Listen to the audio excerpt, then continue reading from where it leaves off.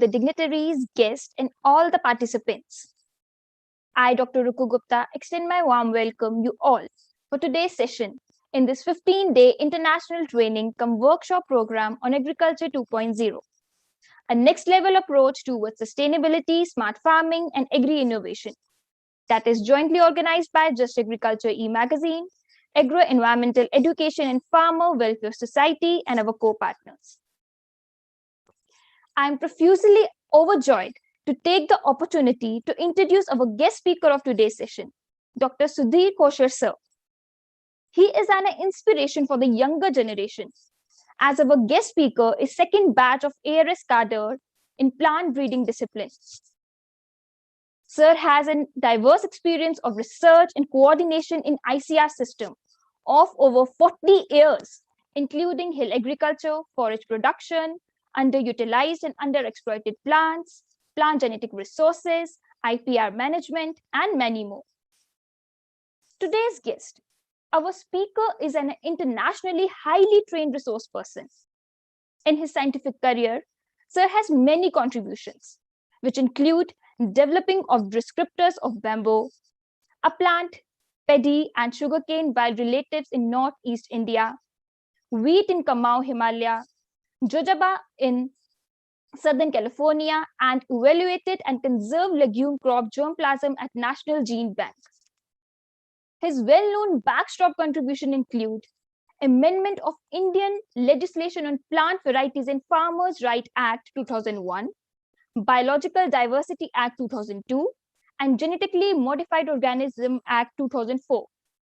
I can proudly say that we as agriculturists are very much blessed to have such an eminent personality like him.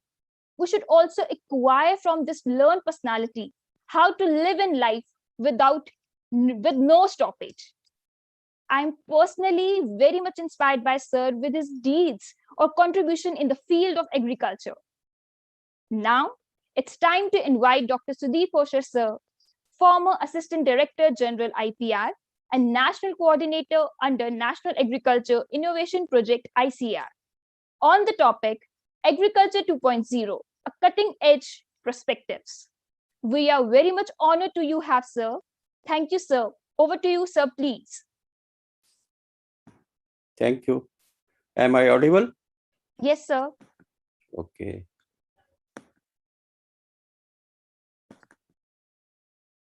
So this is my presentation for the day, and I go directly for full screen. Thank you very much, first of all, Sardar Badwal Sahab and his team for inviting me for this very important international workshop and training program. And the topic that he has chosen is also very relevant and timely, that is Agriculture 2.0. So why 2.0 is a debatable point, but because Agriculture 1.0 first we have to be clear about, only then we will say that how it jumps to 2.0. But it's very, very relevant and important because agriculture is such a field that it keeps on changing over space and time, and the persons involved in agriculture, they also know agriculture differently from different contexts. Well, if you see the title page of my slide, I have written this 𝒂𝒑 on one side and this E is equal to mc square, that is energy and mass relation equation, on the other side. Well, spiritually, 𝒂𝒑 itself describes the energy and mass relationship because the Om ka karta is one. So that means from mass, when you have to go to the energy farm, there has to be oneness, there has to be unification. And in all the four Udasis and throughout his pre-career, Guru Nanak Dev Ji, he took the worldly life to the spiritual bent and had gone to such a climax that the world was greatly influenced by the, you can say, sermons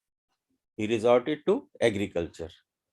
So in last 24 years or so that we know of his life, he settled at Kartarpur Sahib, and he was settled in agriculture field. So such a pious, you can say, the field of agriculture is that we have to learn many things from this field of agriculture. Our great Professor Mahendra Singh Randhawa, the DSc in botany and evolution side, he was luckily my vice chancellor when I was student at the Punjab Agriculture University.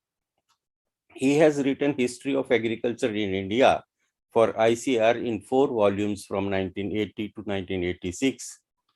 And the first line of the preface of first volume, it says, agriculture is the source of perpetual creation on which civilization depends. I think, and you will agree with me, that this is a statement which no one can ever challenge. So there is so much of creativity in agriculture. So it will keep on evolving. It will keep on giving direction to the humanity as to how to cope up with the situation and how to come forward. Despite whatever be the impasse, despite whatever be the conflicts or difficulties wherever, but when it comes to food, shelter, and you can say clothing, this was the first resort that the humans had, and this will be the last resort when the man will go. So, but the real knowledge is to know the extent of one's ignorance. There will be many things which we are not clear of. There will be many things that we want to learn. And this is the statement given by none else than Confucius, who was a Chinese philosopher. And in about 2.5 millennia hence, that is 560 BC to 463 BC, he said that the man, despite his accomplishments, owes his existence to a 6-inch layer of topsoil and the fact that it rains.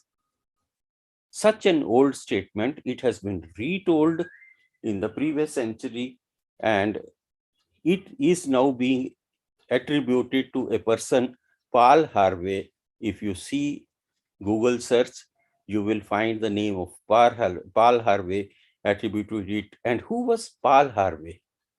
This man, Paul Harvey, he was none else than an American radio jockey, and he had given a very befitting speech in 1978, saying that so God made the farmer. Now, God made a farmer is a very important statement, which you can hear in original. If I am able to open the link, I will just read it for you, and you will be able to listen to all these things yourself. Otherwise, I have given this link here, and this link, when you will paste in your browsers, you will find this 2.5 to 3 minute speech, which will tell you that how God ultimately chose farmer as the, you can say, gate man of the desert, of the, you can say, स्वर्ग जिसको कहते हैं English में, of that, of Jannat, the gatekeeper of that, and he was a farmer. So that farmer, he says that how tirelessly he works, how he sweats, and how he does everything in life to just keep himself busy with the creativity. And that speech was so much motivating that ultimately this quotation by Confucius, it was mingled into as if it was Paul Harvey's quotable quote. And this was adopted in the United Nations when they have started the Soil Day, International Soils Day. And at that time, this speech was, you can say, retold, and this statement came to be known as Pal Harvey's statement. Now, why I said that agriculture 1.0 and agriculture 2.0 are the contestable statements is because agriculture revolutions, when we talk of, people generally talk one revolution, that is green revolution only. Whereas in fact, there are at least 4 known revolutions which would have occurred once the settlers, nomads became the settlers, and then from then onwards, agriculture was taken. So it was about 10 millennia hence. That means 10,000s before Christ, we see the domestication process started. And with the domestication process, the need-based adoption of plants and animals from the wild, they were taken along with the human families to the settlements, and then selections were made, conscious selections were made on them, and they had co-evolved. So now bamboo word came in my introduction. So I read a statement of 1933 by someone that which was mentioning that bamboo, cow, horse, cotton, wheat, these are some of the, you can say, destinies of humans, which they have adopted themselves, then introduced from the wild and co-evolved with them. And there are so many other, you can say, cross, but agriculture is involved in that. So that, you can say, technically is the first revolution of agriculture. And then in this context, there is a perpetual,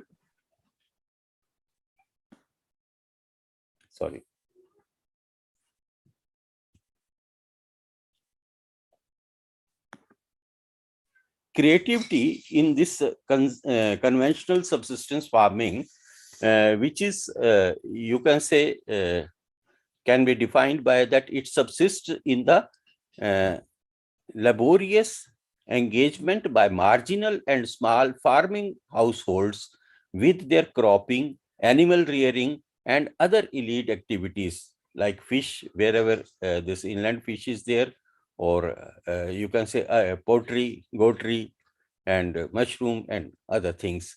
So it may not appear significant in terms of economics as such, but it is a big thing for household security and subsistence safeguard. So at least farmer can grow enough to feed itself, to have shelter, to have clothing and all that. And that's why it is a big thing for them as far as the socio-economics is concerned, if not economics. Then conventional farmers understand the nature very well, particularly the microclimates that may guide the farm operations, that पूर्वैया and all हवा किस direction से आ रही है और उसमें क्या operations जो हैं इस समय करने वाले हैं क्या नहीं. Then situation specific farm practices along with their farm saved seeds assist them for fetching humble yet dignified livelihoods. तो जो वो क्रॉप लगाते, जो लैंड रेसिस अवेलेबल है उनके पास, वो इतनी उनके लिए यूनिक थी कि वो बेटी की शादी में दहेज के साथ वो बीज जो है वो दूसरे गांव में गया और वहां चल गया और वहां पे मतलब वो बना. So that type of so many you can say good memories are there in the farming families about their evolution, the past glory and all. So it's also, when it comes to the legal era, like the present era, it is globally acknowledged that conventional farming households have indirectly. Yes, please. Sir, sorry to interrupt you, sir. So it is a request. Kindly put the system on full screen mode, sir. People are not able to read it. Sir, so this is fine. Thank you, sir. Okay. Okay, sir. Because what is happening is that on the top, I am not able to change. There is a fixed screen that has come. and due to which title was not readable. So that is why. Anyway, thank you very much. I did it. Okay, thank you so much, sir. Yes. So the provisioning of gene forms, that is alleles, for table quality or resilience or stress tolerance from land races, from folk cultivars and indigenous breeds, these co-evolved with the man, and man has consciously made selections for that, and it is now legally acknowledged globally. Then breeding and development of new crop varieties and animal breeds by the intensive use of these type of resources, and the useful traits are carried from generations to generations. So now the second phase, the second revolution which I can now share with you is, it came 3 millennia hence. That means it is the just beginning of the modern era, the year 1800 or so, plus minus. So here it is invention based, the innovations and inventions, these were protected by patents and other intellectual property forms, and then these were marketed and used. So it was a question of mindset. I mean, on one side, when the need of the hour was just to bring material from the wild and then introduce it, then co-evolve it, that is what I have discussed in the previous section. And now in this case, it is, you can say, intellectual property based inventions were done, and inventions were got protected by patents, and then commercial activity was there. And like the seed drill, like for cotton, Jenny and Gin, like reaper, or even for barbed wire. So this is a very interesting story for barbed wire, that there were as many as perhaps 573 contestants, different patent applications for barbed wire. But the person, this Joseph Glidden, he got the patent finally, and his barbed wire was there in the market as a dominating and you can say safeguarding material for the fields, to protect them from wild animals and so. And this person, he had only 500 pounds in their pocket. He could manage only that much, and not 500 pounds of money, but 500 pounds of barbed wire he could get, you can say, manufactured first year.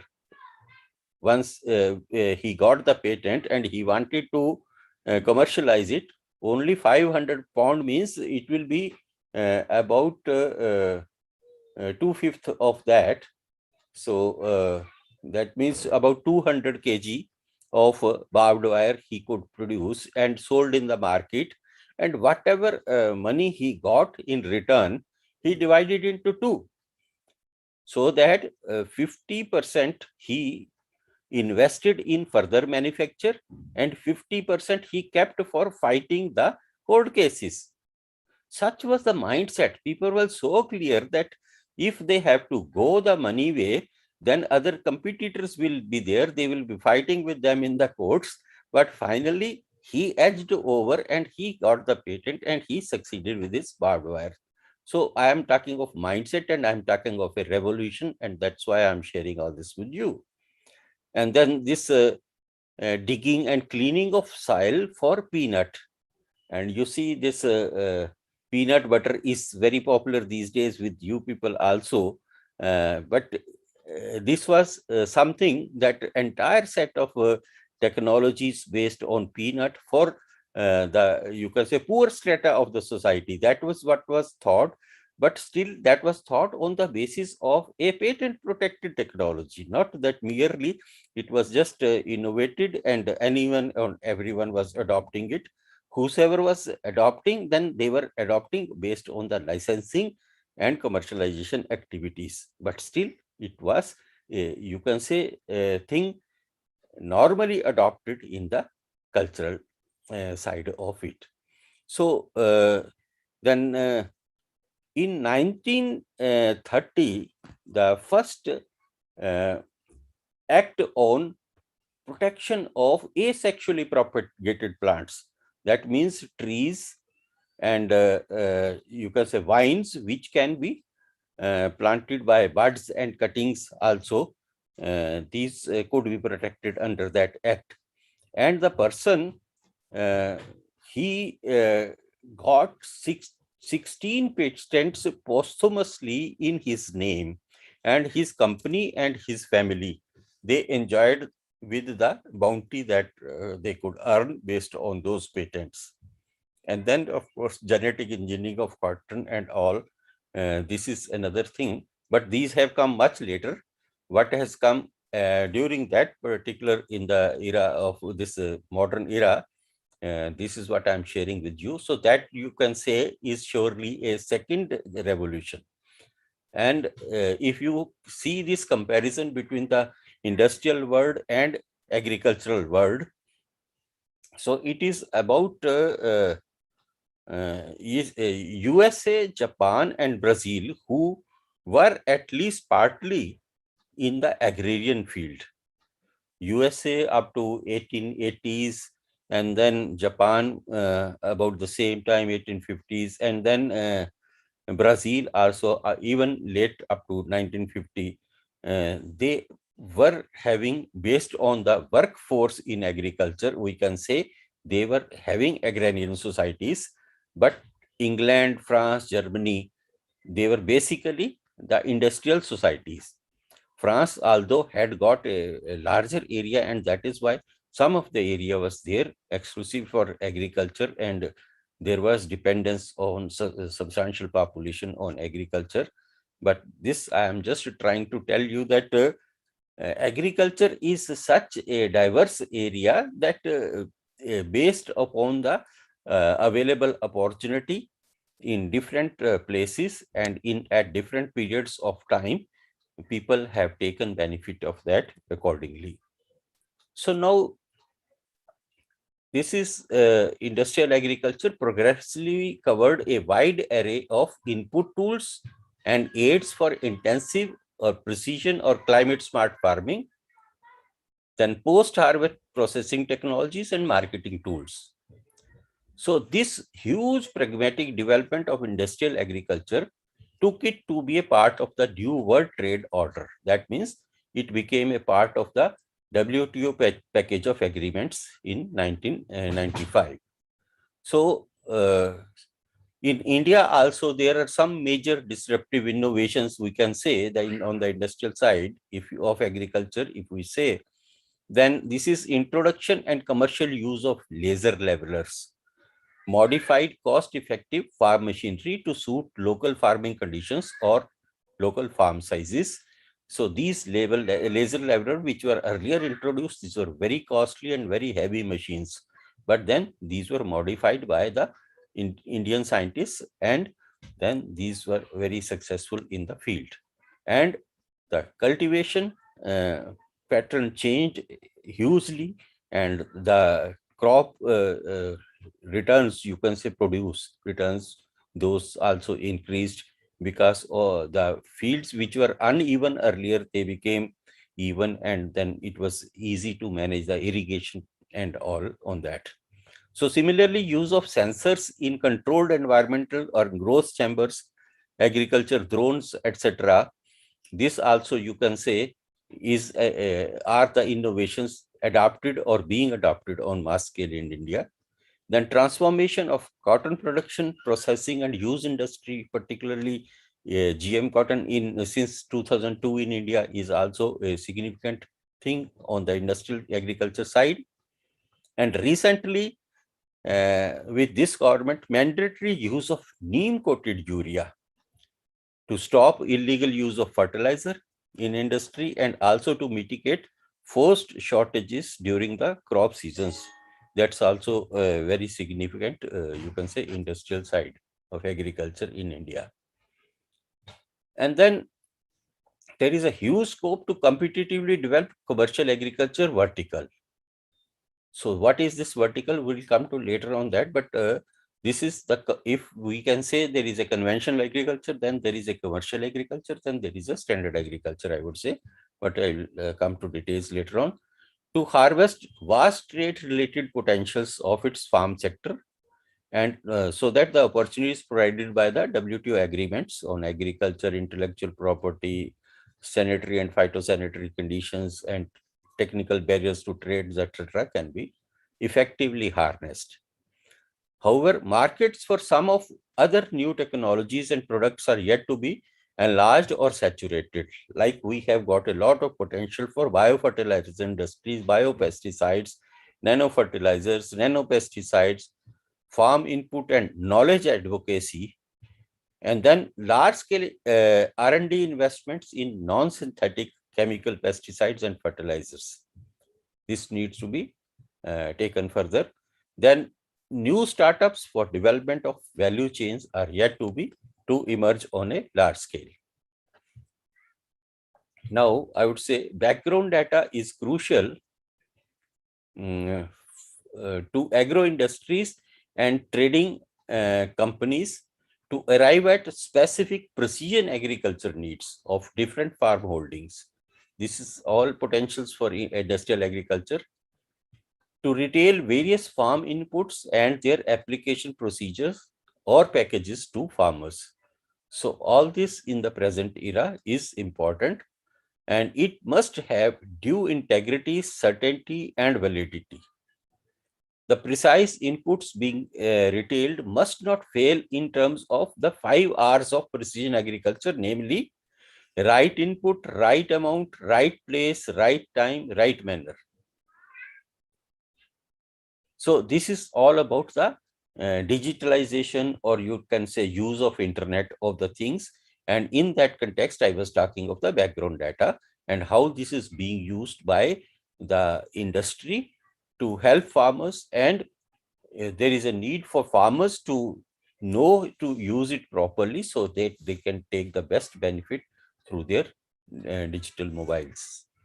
Then to meet the challenges of rising innovative digitization, new and upcoming startups have to increasingly position their app-based seamless three-way access to farmers, input providers, input suppliers, and these vendors and consumers. So that means farmers on one side, industry on the other side, and consumer on the third side. With all that, this can be easily connected through the digital medium.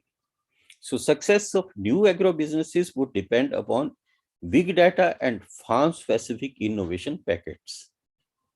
Then agile programming, confident business methods, inventive algorithms, these are the potentials I am talking of. So this was all related to industrial agriculture revolution and potentials. Now coming to the actual revolution that we know of, the green revolution. And basically this revolution was based on the success of plant breeding. And success of plant breeding in the sense that the reduced plant height, that is dwarfing, could be introduced in wheat and rice varieties, which were earlier very tall and prone to, you can say, lodging, and that lodging could be avoided. And secondly, somehow by the introduction of these genes, plants also became responsive to external inputs like more fertilizer, and they could tolerate that, and more tillering ability of the plants. And with these varieties and these genes, 𝐒𝐮𝐝 from the wheat side and 𝐒𝐻 from the rice side, on the international level, they led the breeding programs and also the international coordination trials.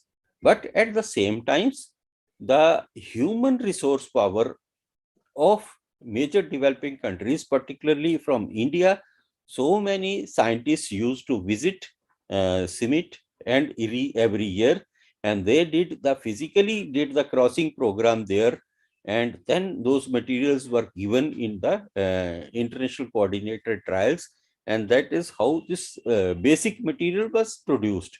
And from that material, then when this was introduced you can say just a single cross which had produced the successful variety 𝐾𝐦𝐚 in India, that was spread in 56 countries, and with different names the variety had come.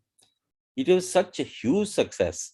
So it is only about half plus millennium, hence you can say 55 years back, and that industrial revolution about 3 millennia back, and then domestication of agriculture about 10 millennia back.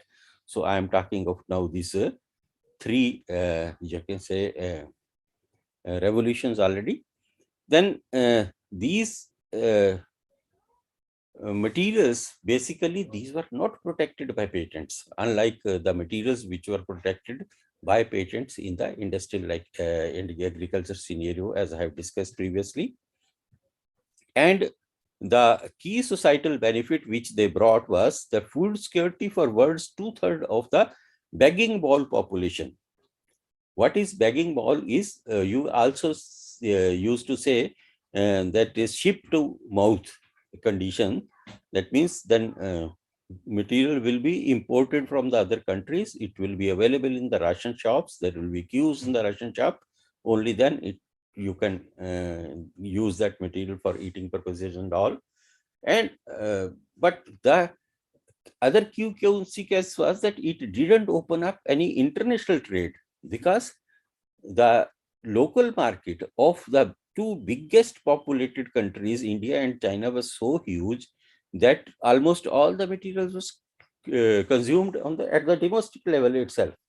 So you cannot say there was open economy development or global scale economy development, but definitely there was a concern in the developed world about having contributed so much by giving, you can say, funding and other support for this plant breeding activity on a huge scale internationally, but never reaping benefit in the trade scenario. So that is why in 1986, when Uruguay round was about to begin, so this all, you can say, international discussion was made, and the Uruguay round from 1989 to 1994 of the General Agreement on Tariff and Trade, GATT, they discussed agriculture and IPR, and finally they brought it under the WTO regime in 1995. So that means it is not a cunningness. It is just a question of investment and reaping the benefits of that. If you have given us the opportunity to take patents, we'll go by the patent way. If you have not given the opportunity that way, we will of course give you the benefit. The biggest prize against this green revolution was the Nobel Peace Prize given to agriculture, because there was no Nobel Prize in agriculture, but it was given as a peace prize to Borlaug, the person mainly responsible for the crossing program of wheat in cement at that time. But later on, they also wanted that some trade benefits should come back to the developed countries, because they have contributed financially and indirectly. And that is how agriculture came into the WTO discussions and finally become adopted. Now, this adoption of transgenics since 1996, I mean, only 2.5 decades back, this is also in no way lesser than a revolution, although its adoption has been marred by IPR related and ethical issues and all. But if you see the statistics, see the data, see the arguments developed by the proponents and you can say persons who are giving their views, positive views on the GM crops. Yeah, so there was already a question, being an agriculture, what is your opinion on the GM crops? So anyway, go to that. I have seen that there is a question already on it. And what I am trying to tell is that as a scientist, I will be open to development of all options, because ultimately in the climate change scenario, what we need is, you can say, dependable alternatives for having proper agricultural production for feeding the hungry mouths all over the world, and also for the other, you can say, non-food purpose crops like cotton and all. So that is why I'm not against the technology per se. So only the difficulty is the implementation part, when the law on you can say, adoption of the technology, and also some of the arguments in you can say negating the technology are not fully clear. So I will be neither yes nor no for this for the time being, as far as food crops in India is concerned. But cotton, BT cotton has been a success. No one can deny it. And this is what I can say for the time being.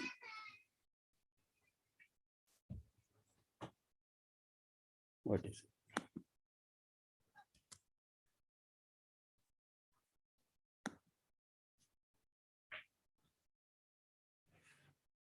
Now, we were talking of only crops or varieties or engineering tools so far, or you can say tillage materials so far, but agriculture production realm is much wider than that. So now irrigation, so to say, it's very, very important. In India, if you have to see this, you can say irrigation revolution and tractor revolution, these were the two things which have transformed Indian agriculture in the previous century, since the beginning of the previous century. And this all is recorded in the history of agriculture in India by Professor M.S. Randhawa, which I was talking to you. Then manures and fertilizers, and now coming to this biofertilizers and nanofertilizer and all.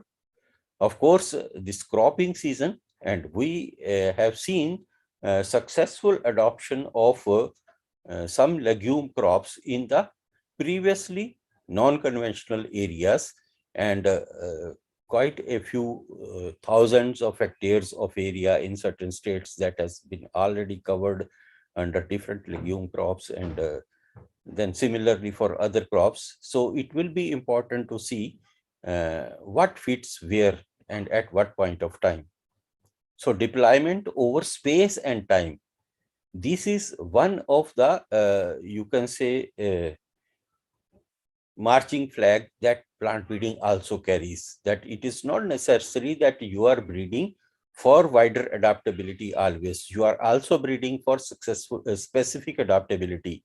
But also further point is that this specific adaptability is subjective, and it may change over space and time for different varieties, different crops also, which you have to take benefit of.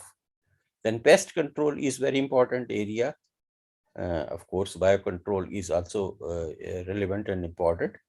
Post-harvest care and processing, protected cultivation, hydroponics, drones, robotics, customized production units, will come to that. So that means this much wider realm. Why I have mentioned it here after the discussing the four green revolutions is that there is some context on which we have to develop what we mean by agriculture 2.0 and on what things we have to need to do further.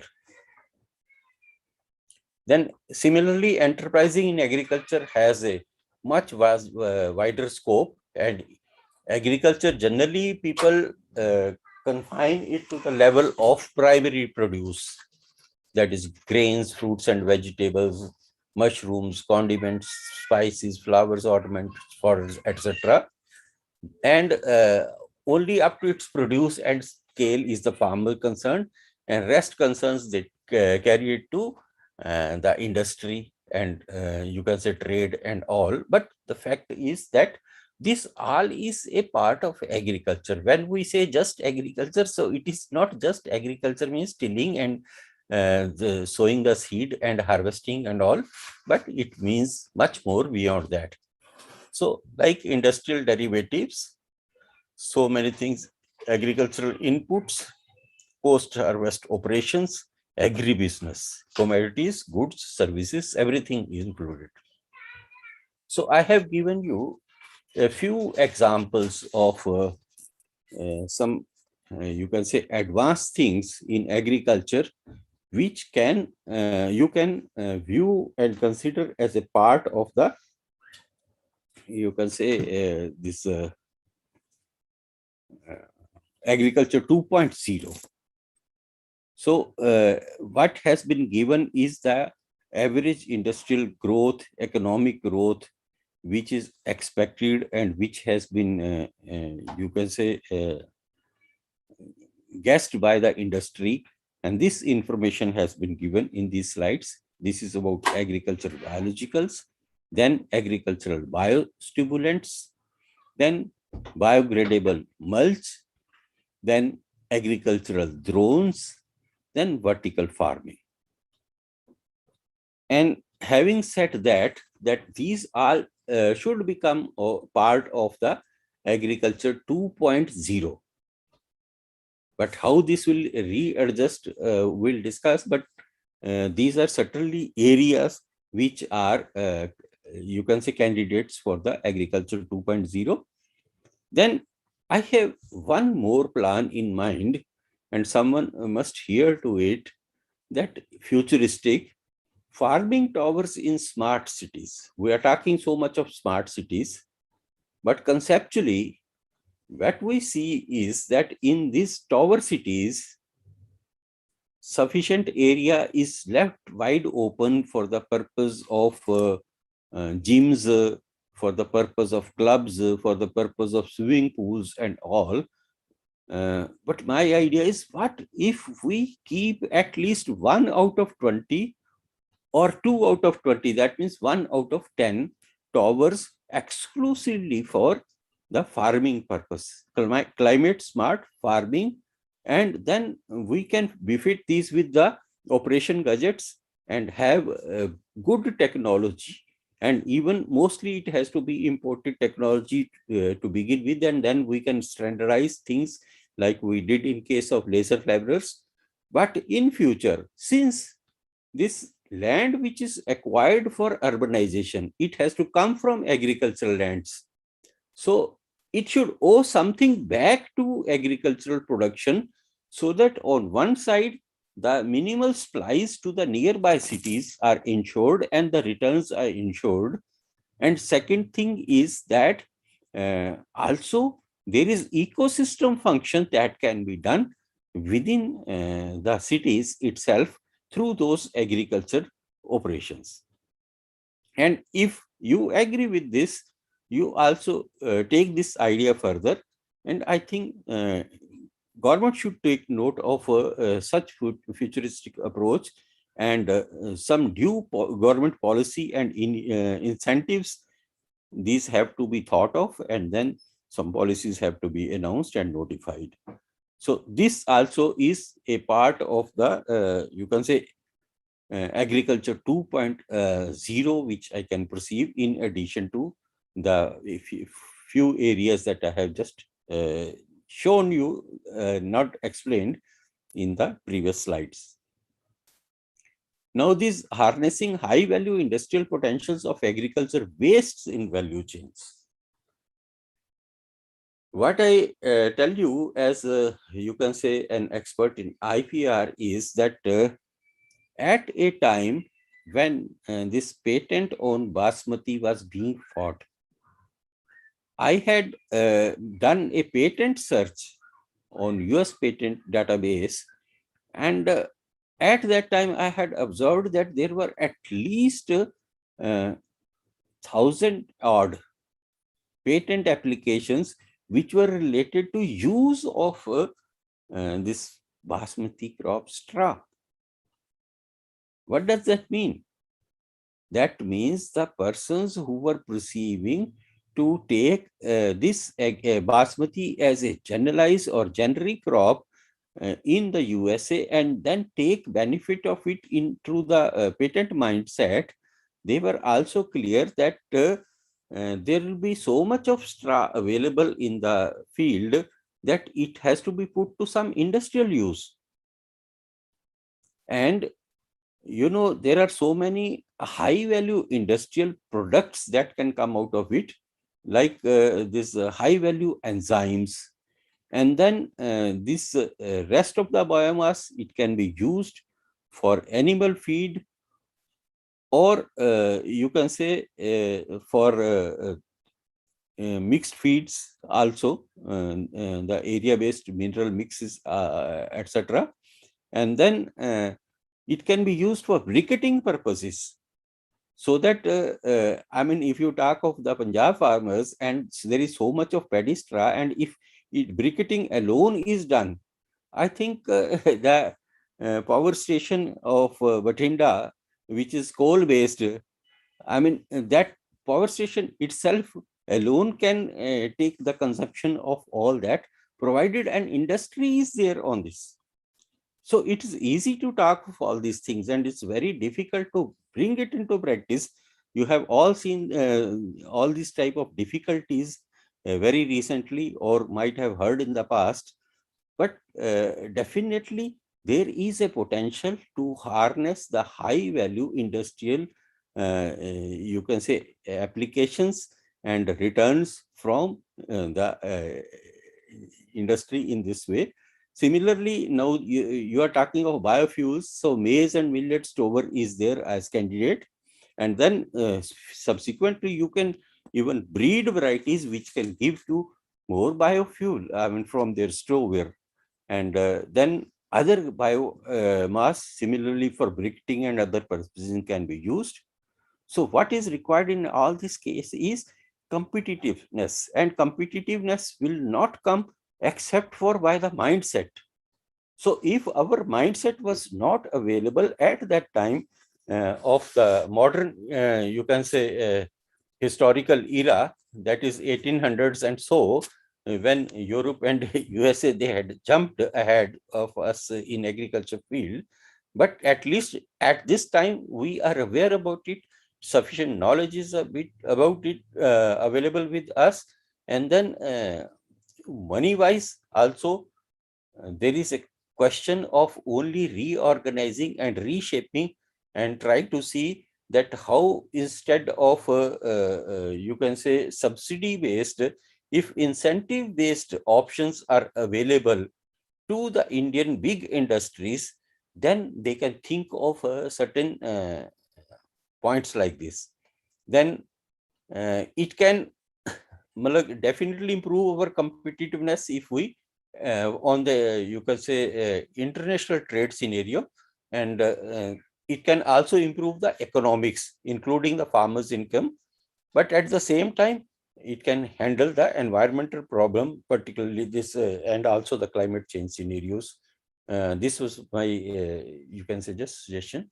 So holistically, agriculture 2.0 realm is that when we say agriculture production, it is highly input dependent. When we say that is it secure? No, insecurity is always there, whether it is climate insecurity or resource related insecurity or income related insecurity. So farmers' inability to manage on their own is also insecurity. Various socioeconomics problems also create this insecurity, and there are other unknown causes which create insecurity in agriculture realm. But then we have to somehow come out of it. I'm just numbering it here. Then farmers' welfare. Most of the time, farmers are vulnerable to fluctuating incomes. So if we have to think of something about farmer welfare, first is to take their base economic level to certain degree, and then leave them empowered with other thoughts and options, so that they can come together and make FPOs and go ahead. Then security and safeguards, highly necessary for agriculture to develop. And then participatory realm. Various stakeholders engaged in business with the farmers must reasonably come forward to help realize their welfare rights. And social responsiveness is call of the nature. This I am talking with regard to the industrial persons. so that they can bring an industry on use of straw and things like that. And now these putative regulatory verticals, because everything is incentive based or subsidiary based, and how we will regulate and what government can plan about it. Like that, they planned about that zero-based budgeting, ZVNF, but then there was so much of criticism. But if we bring the entire conservative farming vertical, which is basically agrobiodiversity harbor under single vertical, then the standard farming vertical, which is essentially farmland land dependent vertical, means where farming has to be done in the field only. Then the third one is the futuristic is commercial farming vertical, where specific protected cultivation hubs, including what I have just told you about the skyrocketing this farming fields inside the buildings, can be possible. So if we do that type of reshaping of agriculture in Punjab, I think Punjab has got sufficient land, and Punjab can replace and also re-diversify their cropping pattern and still remain agriculturally as much productive, rather more productive in future. So the spirit of growth of stimulants by Government of India, like Make in India, Digital India, Skill India, Startup India, and then Startup Promotion Scheme, etc., is there. I have detailed all this scheme as to who can register, for how long it is applicable, and what are the benefits of registration. This is one aspect of it. And then second side is that ultimately, without taking the grassroots farmers, or you can say subsistence farmers, into confidence and taking their economic level higher, we cannot progress as much even in agriculture 2.0. So safeguard farmers' welfare, particularly the marginal and smart farmers and enterprises, and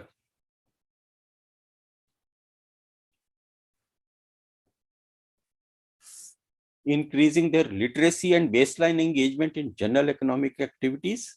And all these yojanas and all things are there, besides other schemes on skill development. And this is a summary list of new central initiatives in agriculture sectors, envisioning this improved farmers' fortunes and economy. So in rest of the few slides, I have just discussed about the scope of conservative farming vertical. So that means we cannot rule out things like Nanak Kheti. We cannot rule out things like ZVNF. We cannot rule out things like the tribal agriculture, slash and burn agriculture and all. But under single scheme, singularly, incentive cannot be provided by the government. So that is tension creating things, but still you have to work it out, and you have to work out it with social responsibility and sociological commitments in that. So government role is to develop dedicated scheme to support collaborative R&D in farmer industry partnership mode for value addition and branding of ethnic, geographically indicated branded niche products for increasing the farmer incomes. Means the conventional varieties will remain in the field. There will be a contract farming, and then the industry responsible for contract farming will get it the trademark and organic certification and geographical indication registration, whatever is required, they will do it. But then definitely they will make the product as export oriented, this ethnic product. And if that type of thing happens, that means there will be more income on the same indigenous germplasm than what farmer can get themselves. And farmers, for their empowerment, they can make the FPO. Then instead of the decision making by individual farming household, that together FPO can take the decisions. So that means they will be having power to negotiate with the contracting company. So leverage the cooperative the corporate participation by agro industries and services sectors and hand-holding farmers for their economic orientation towards agrarian prosperity under the new government schemes. So this will be the responsibility of industry. At the same time, concessions may be extended also to new agro startups, because the young one, the youth one, they are more energetic and they understand the things between the very big persons and also the grassroots farmers. So they can be the connecting links to them, and government should have schemes which also encourage the new agro startups in this vertical for farmers participatory development and growth. So finally, a bad idea can be a very good at times at pointing out a new direction to explore. This is agriculture 2.0. Looking into both sides of the picture, the situation will give you better analysis and better rationale. This is agriculture 2.0. Following good practices and voluntary code of conduct will increase prospects of your success. This is agriculture 2.0. A law should not command something that is ethically wrong or forbid something that is ethically right. This is agriculture 2.0. So we have to be more lawful. Law doesn't mean that you have to fight in the court. Law means that there is a set rules which is documented, and you have to improve your practices according to that in harmony with each other, with all stakeholders. So ultimately, Jai Jawan means hail the youth. आप सबके लिए जय किसान. You come and become the farmers again. Again, this will be Jai for you and Jai Vigyan, because your entire approach to new agriculture 2.0 will be scientific. And again, Vigyan, this is the third Jai for you. All Jai for you only. Thank you very much. Any questions now? Yes, sir. Thank you so much, sir. We are highly thankful for you to join the session and share the great, immense knowledge to all of us. And I hope everybody has learned what sir has taught in today's session. So moving further, can we have the question answer session? Yeah, definitely. That's what I said. Okay, sir. So the first question is, what is the impact of digitalization in agriculture? Yes, I have told you that digitalization in agriculture basically is a subjective area, and in this subjective area, what is not available with us is deemed to be available, and what is available with us may sometimes not be a part of the background data that we actually require. So this is a real agriculture 2.0. Comparing it with the agriculture 1.0, we were similarly having the data in mind about the climate, about the direction of the wind, about the availability of the cloud in the afternoon or in the forenoon, and based on which the farmer could have made judgments. But here, in case of this data, the judgment by the farmer is solely dependent upon the gadget, and the gadget is depending upon the programming that has been already done, and depending upon the background data on the basis of which that programming has been done. So it is relevant, it is important, but much more refinement remains to be done. Thank you so much, sir. Moving on to the second question. So how technology has affected the agriculture and improving the farmers' income? Okay. So if you say that anything is general or generic, that is never there the case. The point is that there are bright spots, and that bright spots are available at different point of times and different places, on which success stories have been written, and they have been awarded also, and others have been given those success stories also along with the motivation that they, if possible, could also repeat the performance and then repeat the stories there.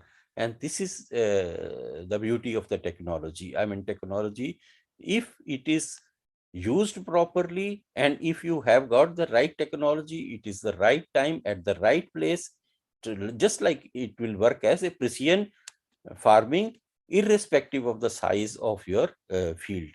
agricultural field. Okay, thank you, sir. So even I have one query, sir. So Okay. as you have discussed the idea of farming tower, Yes. so could you please tell us if there will be any government policy for the same in future? Can we expect that, sir? What my point was that this is totally futuristic, means it's a gamble.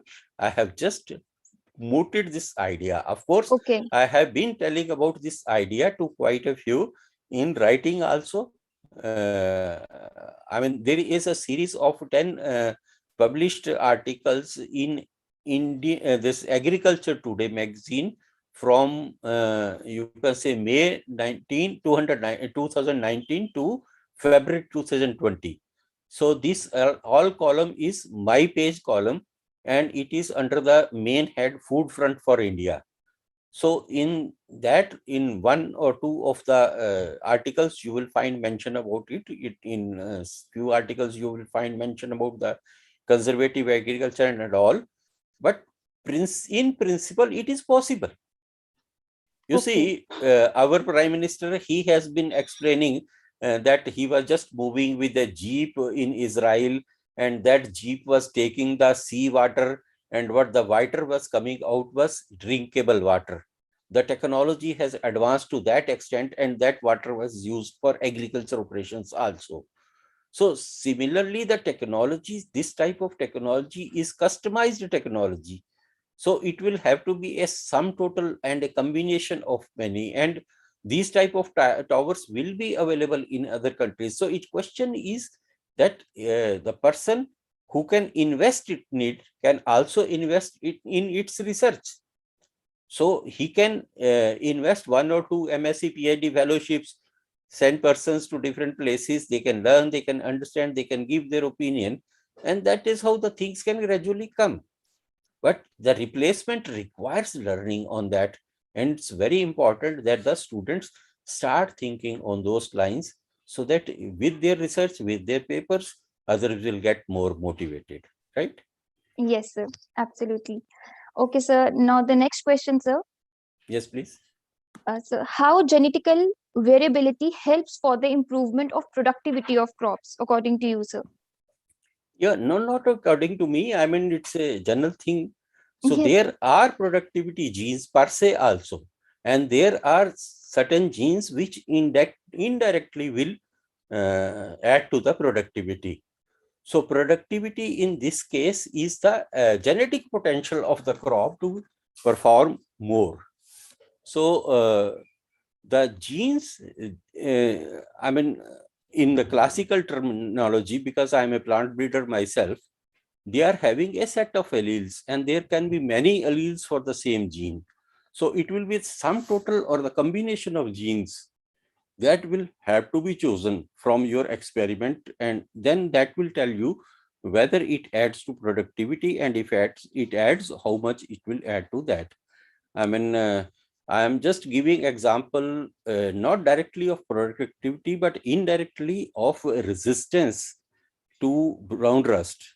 So it was a Atlas and Kalyan-Sona cross. And in the segregated population, what I did was I eliminated the, you can say, resistant plants totally.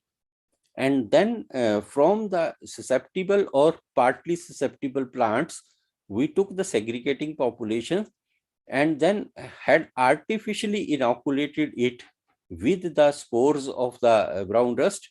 And then I recorded the graph progress of the, you can say, brown rust development on those plants. So that means the assumption was that the minor alleles, those are available in these plants, the cumulative effect of that will be varying. That will be different. So we got graphs, I mean, desirably so, which were having slow rusting progress.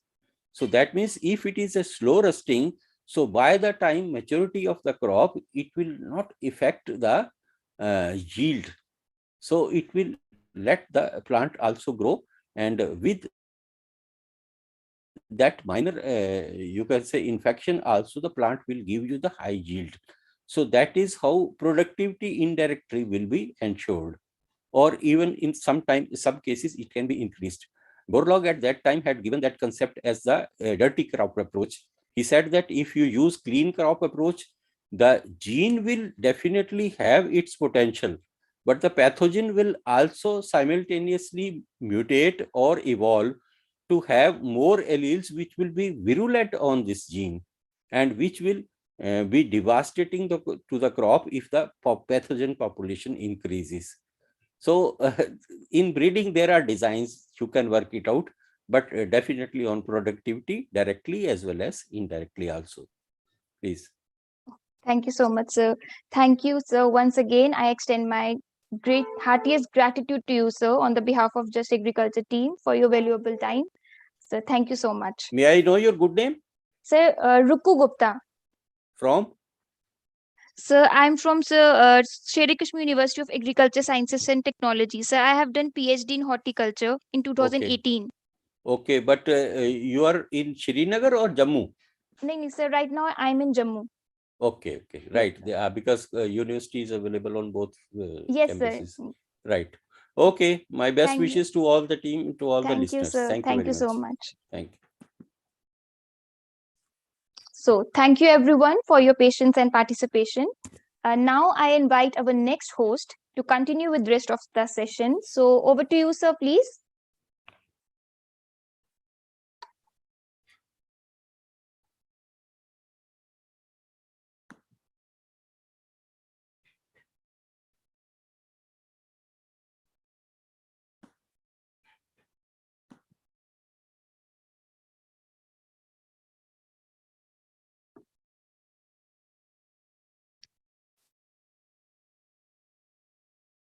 Sir, are you there, sir?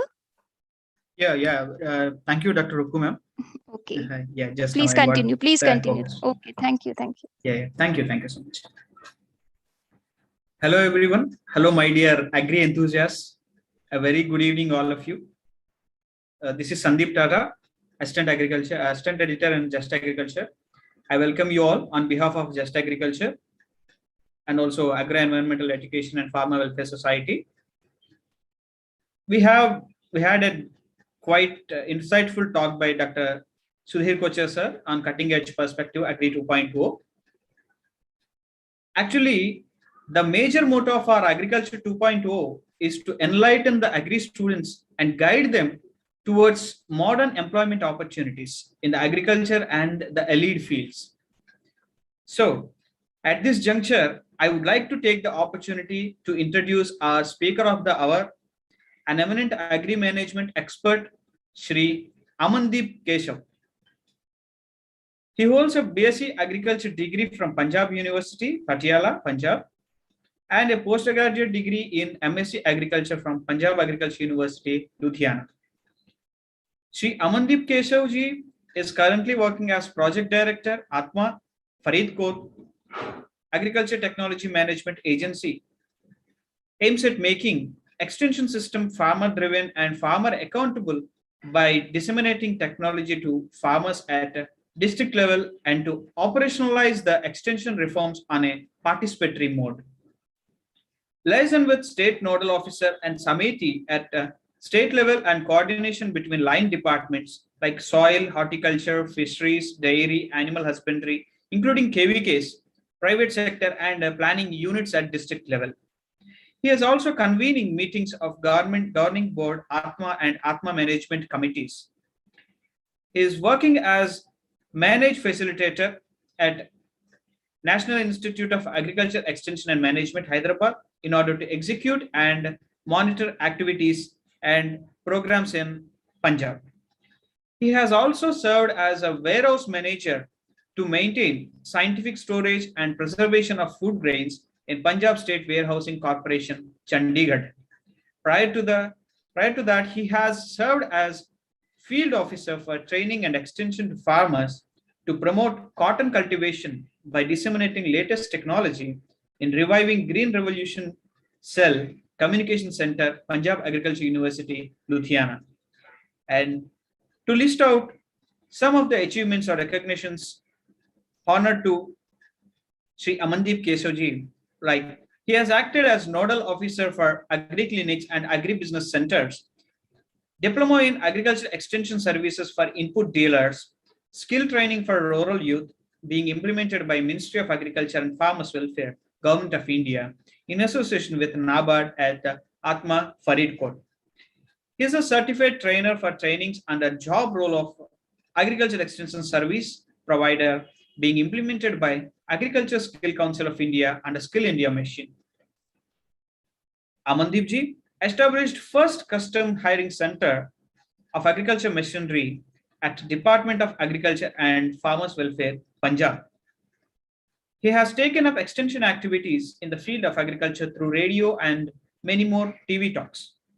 He has also been awarded Netherlands Government Fellowship and also undergone agriculture training and extension program at AERIS Training Center International in Barneveld, the Netherlands, during 6th June 2019 to 4th July 2019.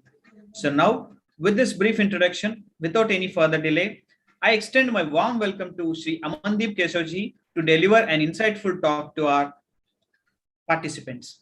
Welcome, sir. Welcome you on stage. Thank you. Welcome, sir. Thank you, sir. Thank you very much. So, thanks Just Agriculture for giving me an opportunity to interact with all the candidates. So I hope, sir, each and every the participants are from agriculture background, the students of I think graduation or post-graduation level. Yes, sir. Yes. All of them are agri and elite sectors students. Okay. So thank you. So I'll just be sharing my screen.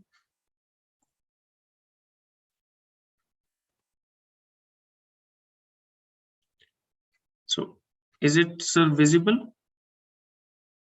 Yes, sir, it is clear. Please make it in a presentation mode. Yes, so yes. That, yes, sir, it is on screen complete. Thank you, sir. Thank you very much. So a very good evening to all the participants of this Agriculture 2.0 workshop. So just as the last speaker left out saying Jai Jawan, Jai Kisan, Jai Vigyan, really in this modern era, we look forward to Jai Vigyan in contributing more to Jai Kisan. Whenever we talk about agriculture and allied sector, so if we look at a brief stats, agriculture is the primary source of livelihood for more than, I think, I should say it's 58% of the Indian population, but it is, I think, more than 58% of the population. Directly or indirectly, more than 60% of the population is dependent on agriculture for their livelihood. And if we look at deeper, if we go deeper into these stats, agriculture contributes around 13% of the India's total exports and 6% of the total industrial development. Again, if we go ahead, because of this agriculture, the Indian food industry is now poised for huge growth, and it will have a very big contribution at the World Food Trade Center. So if we can contribute in agriculture, then it will have a huge impact on agriculture, Indian food industry, and then if we add value addition, it will be an immense potential for the food processing industry if we look at the future.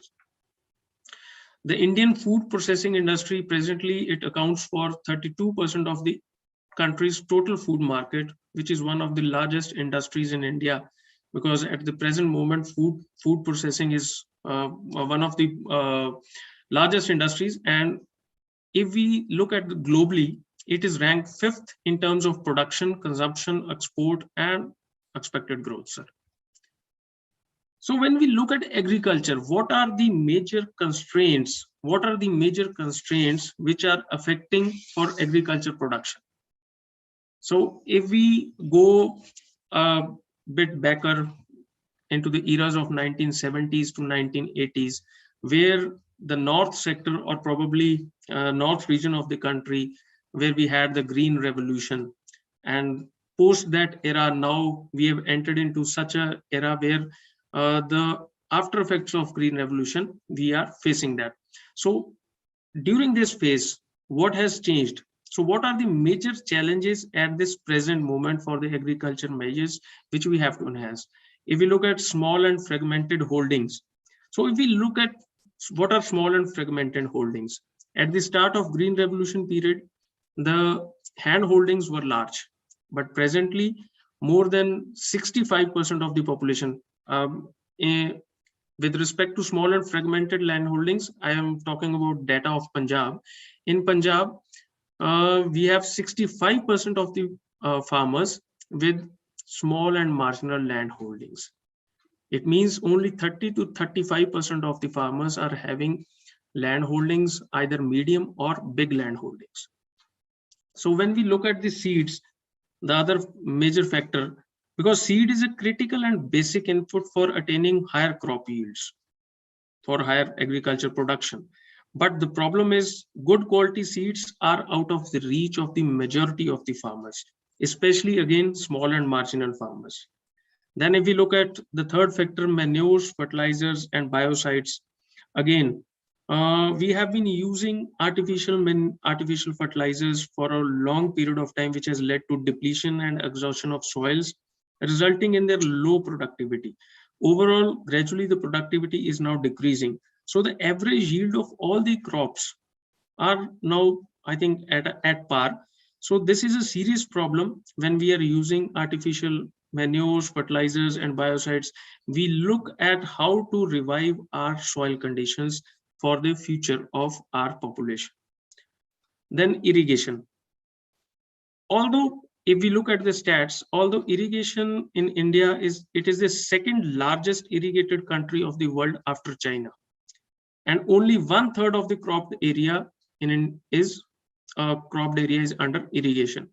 Yet irrigation is one of the most important present agriculture scenario, which is of utmost importance, because without irrigation you cannot raise the crops. Although hydroponics and all these things are coming into existence, but still irrigation is one of the most important factor. And to achieve a sustained progress in agriculture, irrigation is one of the most important topics. Then lack of mechanization, though in North India we have a lot of mechanization, but still in each and every sector, whether it is sowing of crops, whether it is spraying of pesticides or fertilizers, whether it is harvesting, there is still a lot to be done in case of mechanization. Soil erosion, we have a lot of fertile lands which suffer from soil erosion by water, by wind. So this is also one of the major factors which is enhancing the agriculture production to less effect. The most important, I should say, come now. Agriculture marketing, inadequate storage facilities, inadequate transport, and scarcity of capital. When we look at marketing, agriculture marketing still continues to be in a bad shape in rural India. And if we do not have sound marketing facilities, the farmers have to depend on local traders and middlemen for the disposal of their farm produce, and which is being sold. If you think at these farm prices, this farm produce is sold at a throwaway price if you deal with these middlemen and the local traders. So depending upon their socio-economic conditions, the farmers, they have to carry on the distress sale of this produce, I should say. And this all happens because we do not have adequate storage facilities. Because in rural areas, the farmers are dependent, again, they are compelled to sell immediately after their harvest of the crop, and they cannot store their produce. So we do not have adequate storage facilities, again, which will have an impact on their, I should say, the selling price, and then they cannot market their produce. And this all happens because we do not have adequate transport, which is the one of the, again, major handicaps with the Indian agriculture. And scarcity of capital, if should say, because agriculture, it is, I should not say it is now said, it is an important industry. Agriculture should be dealt with like it is an important industry, and like all industries, agriculture also needs capital. So the role of capital input is more important with the advancement of farm technology. So all these factors, they are leading, I should say this, because these are the factors or these are the major challenges in agriculture maize. And if we can have an impact on these things, our agriculture production will increase, and it will have a great impact on in the coming generations. So to overcome all these, before I started for all the graduates and the postgraduates, what can be done?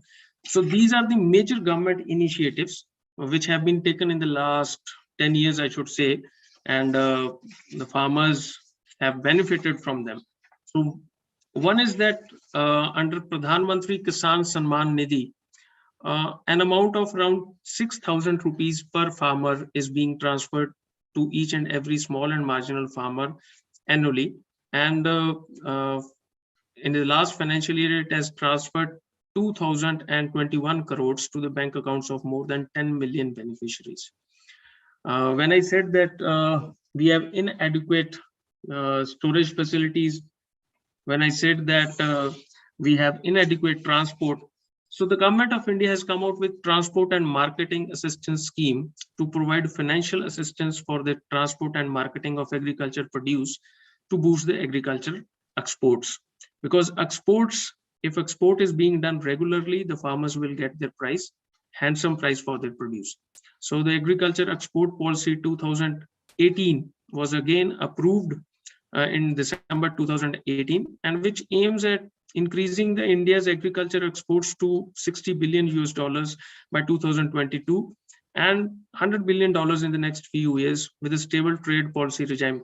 So if all these things are being done, the farmers will be able to get their, I should say, the farmers will able to get a handsome for their produce. Again, with a boost to innovation and entrepreneurship in agriculture, the government of India is introducing Agri Udan program to mentor the startups and to enable them to connect with potential investors. The government of India plans to triple the capacity of food processing sector in India from the current 10% of the agriculture produce, and has committed to 6,000 crore for investments in mega food parks in the country. So all these is just a brief introduction of what we are having and what we are aiming to do in the next, I should say, in the next decade or so. But there is one major thing. Why do we have a question like why agri-entrepreneurship?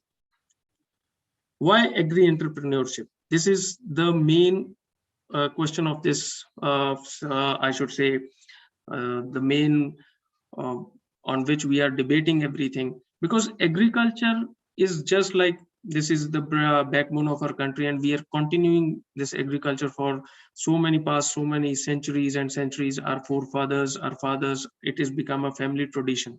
But why it is being changed now? Why we are thinking it, why is agriculture and what is entrepreneurship?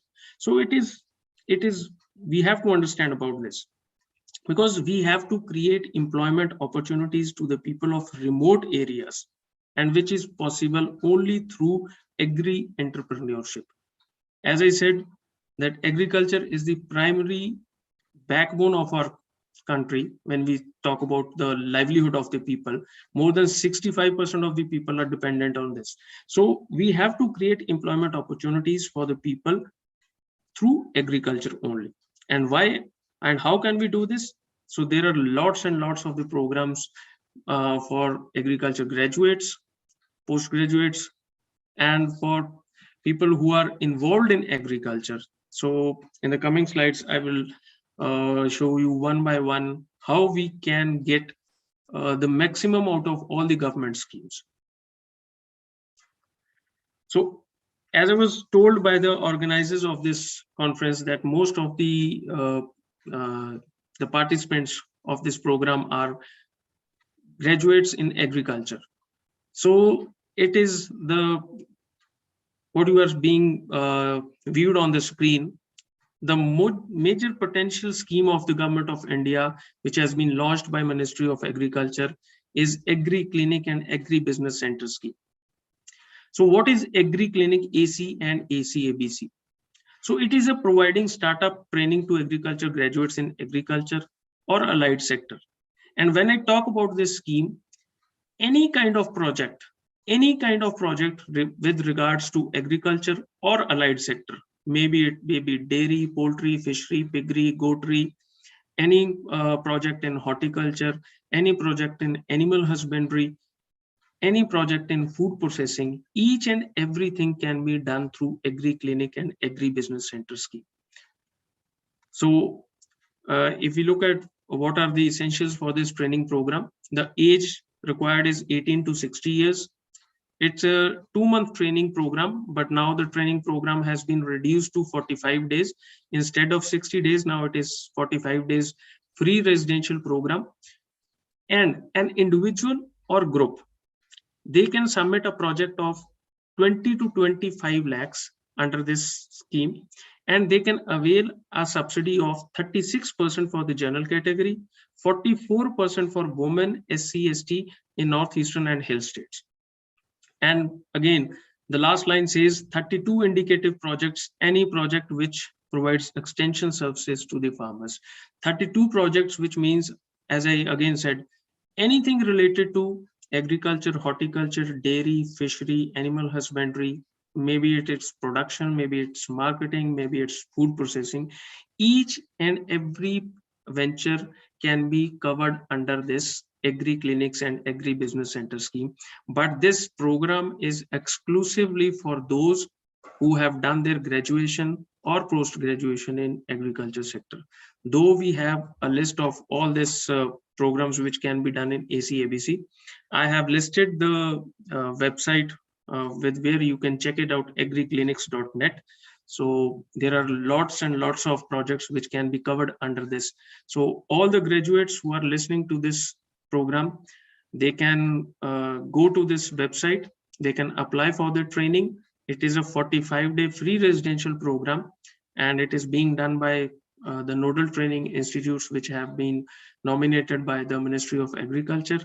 And after the training, you can submit your project individually or in a group, on a group of 4 to 5 persons.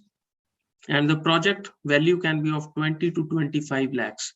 And based on that, you can get the subsidy, 36% for general and 44% for women. So this program is exclusively for Agri Clinics and for agriculture graduates. So next, but when we talk about agri entrepreneurship, so as I said, 58% of the population is directly or indirectly dependent on agriculture. So not everyone is an agriculture graduate. So what about the others? So in a major startup for government of India, the Prime Minister Employment Generation Program, PMEGP, under this program, PMEGP, we have listed all these projects, say paper and allied products, small business models, forest industries, horticulture and organic farming, dairy and milk products, waste management, cold storage, cold chain solutions, agro-based food processing industries. All these projects can be taken up by the, I should say, individuals who have not done their graduation or post-graduation in agriculture. So simply, if we have a background in agriculture, or even a person who has no background in agriculture, they can also opt for all these projects under the Prime Minister Employment Generation Program. And you can go on this website, register, you can register yourself, and then get, if you have to submit your DPR, which is a detailed project report, what you want to do. And based on your DPR, you are eligible for a loan. So what is a loan? Then how can you get that loan? You when your project is approved, when you submit this DPR, your project is approved by a bank, you can get 35% subsidy at the rural level and 15% subsidy at the urban level. If you plan to initiate your project at the rural level, the subsidy is 25 to 35%.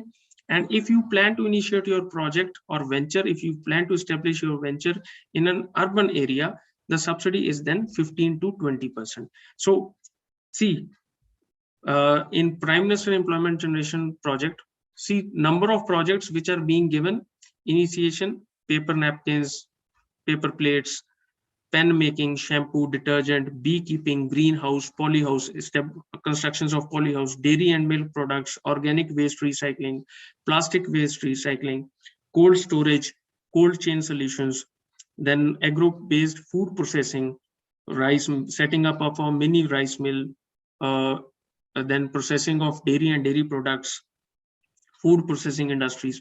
All these can be covered under Prime Minister Employment Generation Program. And all you have to do is go on this website, apply for this, submit your DPR, and then if your DPR is approved, then your project will be sent to a bank, which you will give an option for sending your project to a particular bank. So this is a program where each and every individual can register, even if he doesn't have an agriculture background. So then National Beekeeping and Honey Mission. So I was going through this workshop. There are many of the speakers which have gone through for apiculture. So apiculture, again, what is apiculture? Rearing of honeybees. This project is also covered under PMEGP, which is under line item 4, horticulture and organic farming, beekeeping. But other than also under National Beekeeping Mission, it is also being covered with an objective to achieve the goal of sweet revolution. Now, this is a centrally sponsored scheme, which is 100% centrally funded by the central government for the promotion of and development of scientific beekeeping.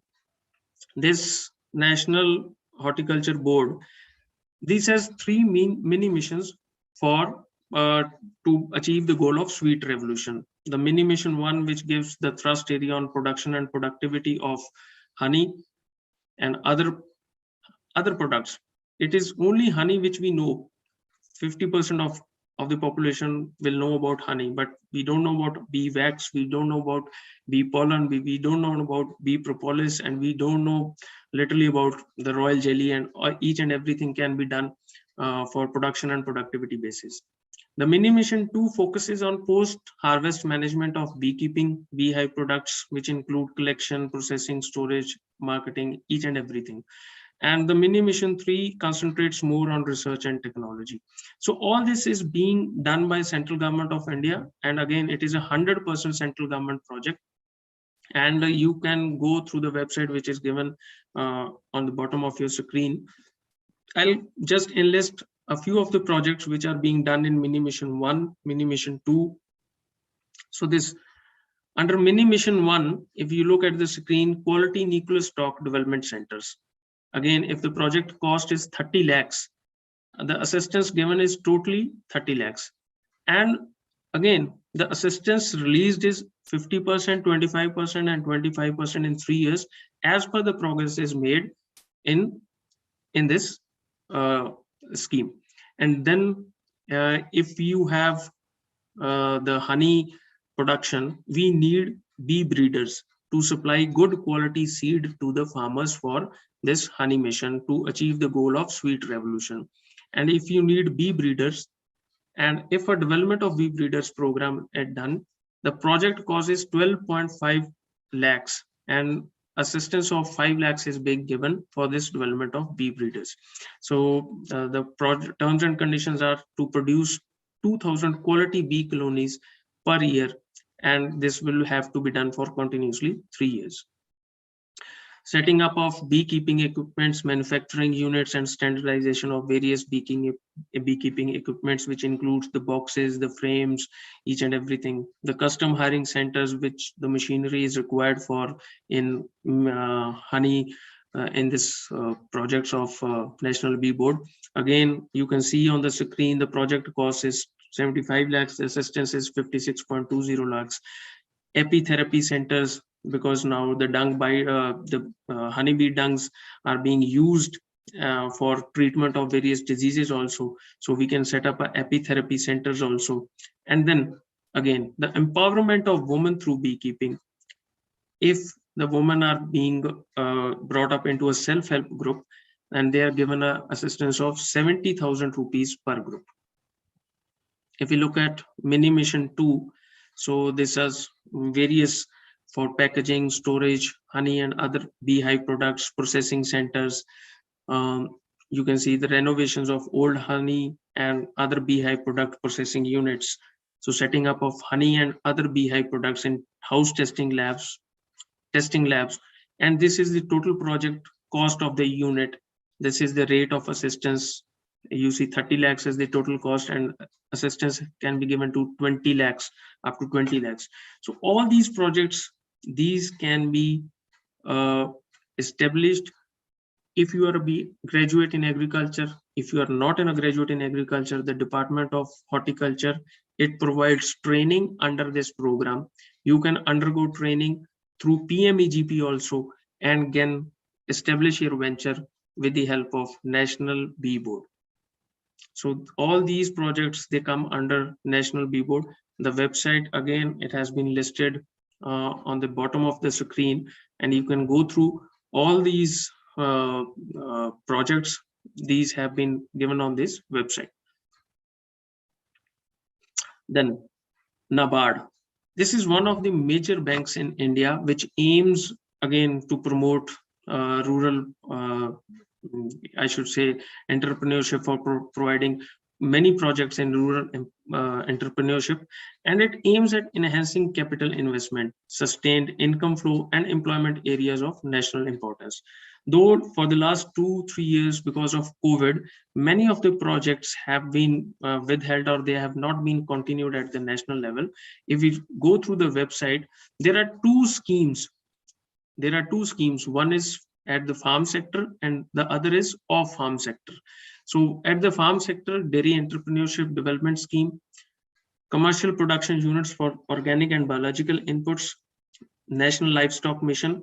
Although this dairy entrepreneurship and organic and biological units commercial production, they have been discontinued for the last year because of COVID. There was not much progress in all these things. But in National Livelihood Mission, if you look at for National Livelihood Mission, for poultry, for small ruminants like rabbits, there are many venturing establishment schemes which can you can go through. You can apply for these programs, and you can get capital. You can get, I should say, money for all this setting up of these ventures at the rural level. And off-farm sector capital subsidy scheme, and one National Rural Livelihood Mission. Under this mission, many women are being aggregated into a self-help group, and for them under NLRM, many projects are being there for training of the women farmers for increasing the livelihood mission under, I should say, for many programs like preparation of jam, jellies, achar, and other household activities. So the women farmers can be can get benefit through this National Rural Livelihood Mission. Then, as I said, that lack of mechanization is one of the most major factors where we have to work on in future. And when I say this, the Ministry of Agriculture, Government of India, it has launched a scheme, Submission on Agriculture Mechanization. Submission on Agriculture Mechanization, and where we can establish a custom hiring center. A custom hiring center has been established at, can be established at various village levels, and these machineries can be custom hired to the other farmers at the rent, and the rent can be collected.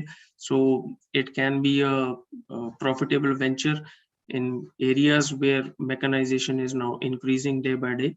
In Punjab, Haryana, I should say in North, we have potential now under this agri custom hiring centers, and the Government of India has launched various schemes under Submission on Agriculture Mechanization, and even through CRM, crop residue management, where custom hiring centers have been established at the village level.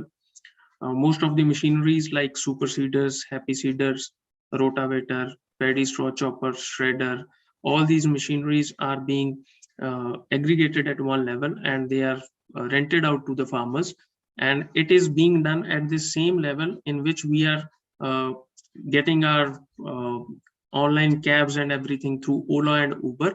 The government of India has even launched one iKhet app where we can book a machine in a particular village, and the data of all these the custom hiring operators have been uploaded on this website, and this model is being now increasing in its importance. It has been increased, though in North India it has increased a lot during the last 2-3 years. So this is one of, again, establishment of custom hiring center can again be a profitable venture for all these graduates, postgraduates in agriculture, and also other than agriculture, not from agriculture background.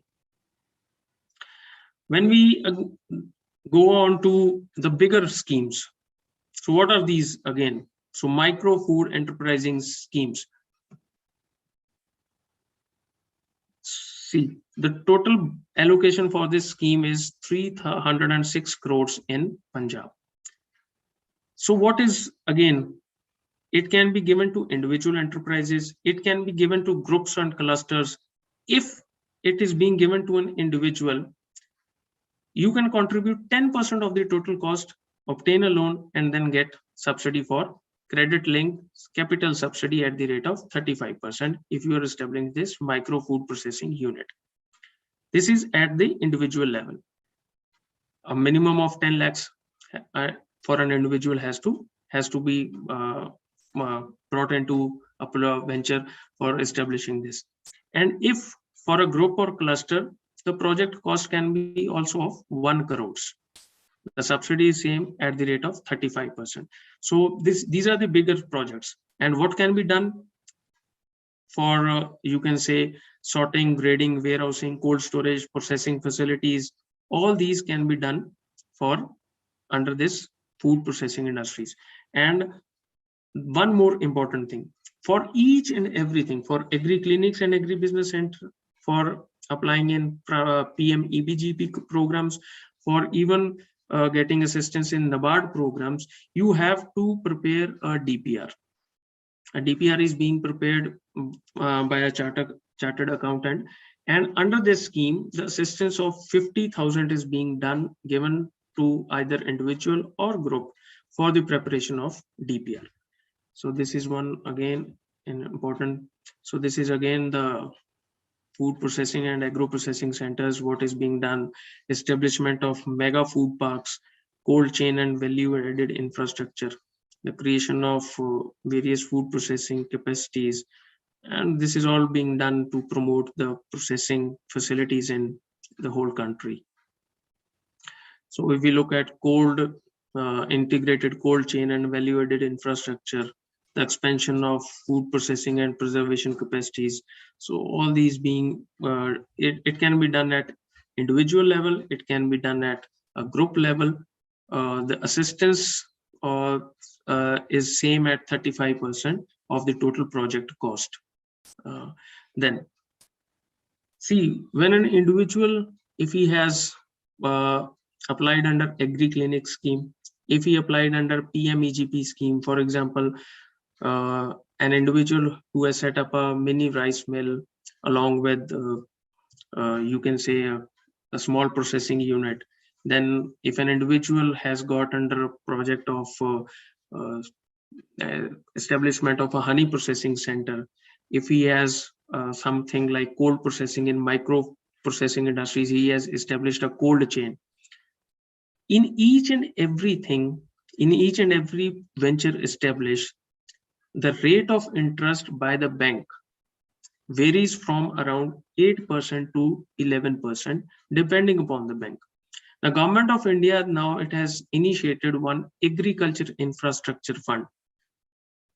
And the objective of this fund is to a minimum, I should say, a medium to long debt finances, where we can help the individual for his investment in viable projects for the post-harvest and all these projects which have been already shared by me.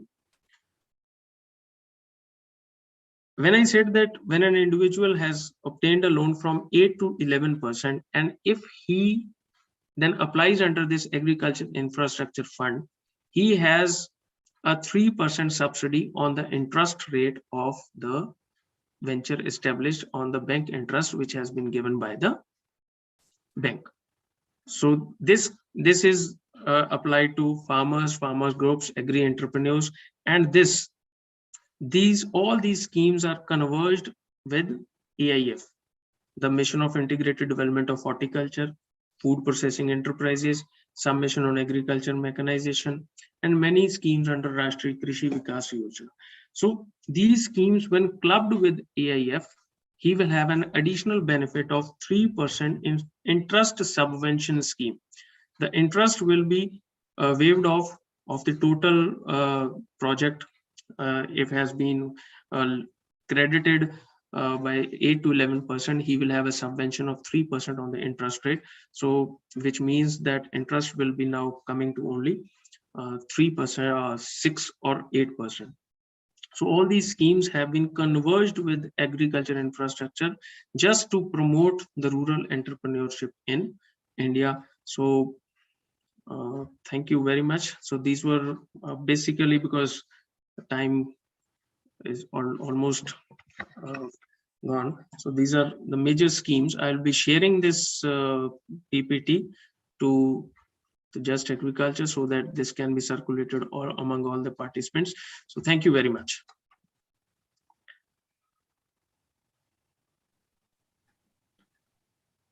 Thank you so much, Shri Amandeep sir.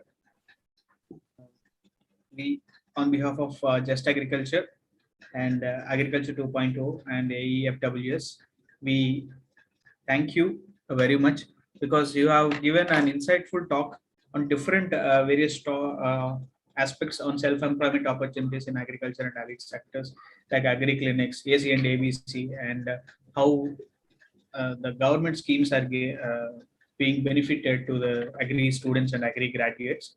So thank you so much for your insightful talk, sir. So now shall we take a couple of questions, sir? Yes. Now let us have a Definitely. question and answer session. Yes. The question and answers are very important, because these are the basic queries of all the, I think, the participants, where we can apply, how can we get a loan. Yes, sir, yes.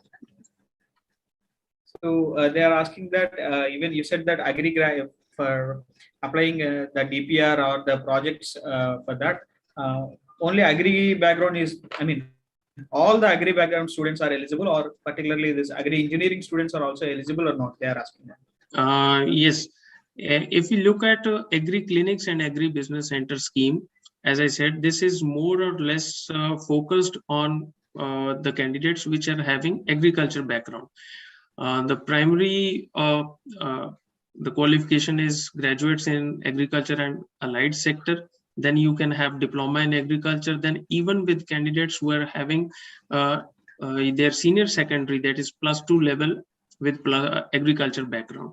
Also, it has been now strengthened. It has been now added that the graduates in medical or non-medical field can also apply under this program. They have to go a 45-day free residential training program.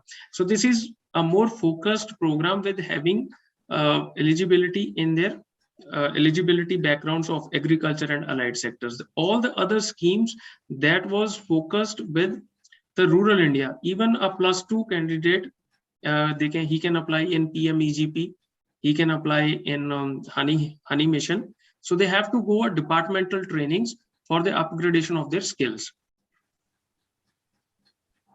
Okay, sir. Thank you. And one more question from Rishikesh. Is AC and ABC training program available for agri ICT based idea? Yes, definitely based with ICT. ICT is the main tool for the coming century. Information and communication. See, agri clinics, this program aims at tapping the expertise of all these agriculture graduates. When we look at extension, what is extension? Because all these candidates are with a background of agriculture. If we look at in 1975, there was a program of training and visit program, which aimed at providing extension to the farmers. And based on that system, one extension worker was providing extension to 1,000 farmers. Now with the passage of time, the land and land holdings have decreased. The number of farmers have now become more small and marginal. So it has been, you say it has been a question for each and every department, even for the ministry, to reach out each and every farmer. So you cannot provide job opportunities in the government sector to each and everyone.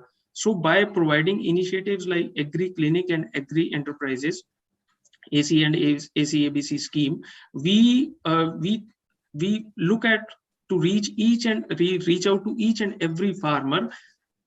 Because if I will be setting up a venture through AC and ABC, obviously I would be reaching out to other farmers like, you can do this good in this stream, you can do you can have better good agriculture practices and all this. So our aim is to reach out to each and every farmer through AC and ABC. And when we look at ICT, because ICT is the main tool of agriculture, when we look at precision farming, when we look at other data management, ICT is one of the main tools for this century. So definitely you can come up with ideas under ICT, setting up for your kiosks, setting up of your new apps under ICT, under ACABC. You can develop those apps and get credit link subsidy through this scheme. Oh, okay, sir. And one more question we have, and on continuation with that, where can we apply for a government grant for more than 15 lakhs or else for Agri ICT on idea stage? There are many programs initiated under Rashtriya Krishi Vikas Yojana. Most of the agriculture universities, they have come under agri incubation training programs. Now at the present moment, most of the agriculture universities in whole the country, they have come under this agri incubation programs under Rashtriya Krishi Vikas Yojana. They can go through those programs, and you can go also go through a website of National Institute of Agriculture Extension and Management, Manage Hyderabad. You can go through the website of there, and I'll be sending all the links to you. You can go through that and you can apply for a credit link subsidy of more than 15 lakhs. Under ACABC, it is covered up to 20 lakhs. So if the program is above 15 lakhs, you can go through agri incubation programs of different agriculture universities. Okay, sir, that's nice. And one more question we have, what kind of support provided by government for cold chain business in India? See, under Mini Mission 2, under National Horticulture Mission, cold chain facilities, again, up to the tuning of 50 lakhs. Up to the 50 lakhs, they can be set up under this National Horticulture Mission. And you can get a subsidy of around 35% on this projects of setting up of cold chain facilities. Earlier, it was like, I should explain you, when we used to establish a greenhouse or a poly house on 1 acre, the farmer used to get subsidy based on the setting up of that unit in 1 acre. Now that has been rationalized, and then what has been done now, a farmer can get a subsidy on what particular area has been covered. See, if area it has been covered 500 square meters, he will get subsidy of that amount. If the area is covered of 4,000 square meters, he will get the subsidy for that setting up of that unit. It is same with case of cold storage. Now it is into the capacity of what kind of capacity you have set up under cold storage. If it is of 500 metric tons, the subsidy is, again, the subsidy varies from 35% to 45%. In some cases, in some northeastern or other states, the subsidy is of up to 50%. So what is this? If you establish a cold storage of 500 metric tons, or if you establish a cold storage of 5,000 metric tons, the subsidy is 35 to 40%. So you have to say what you are establishing, what size you are establishing. So it is not about 20 lakhs or 50 lakhs or 500 lakhs. It is about how much capacity you are getting this installed. Oh, okay, sir.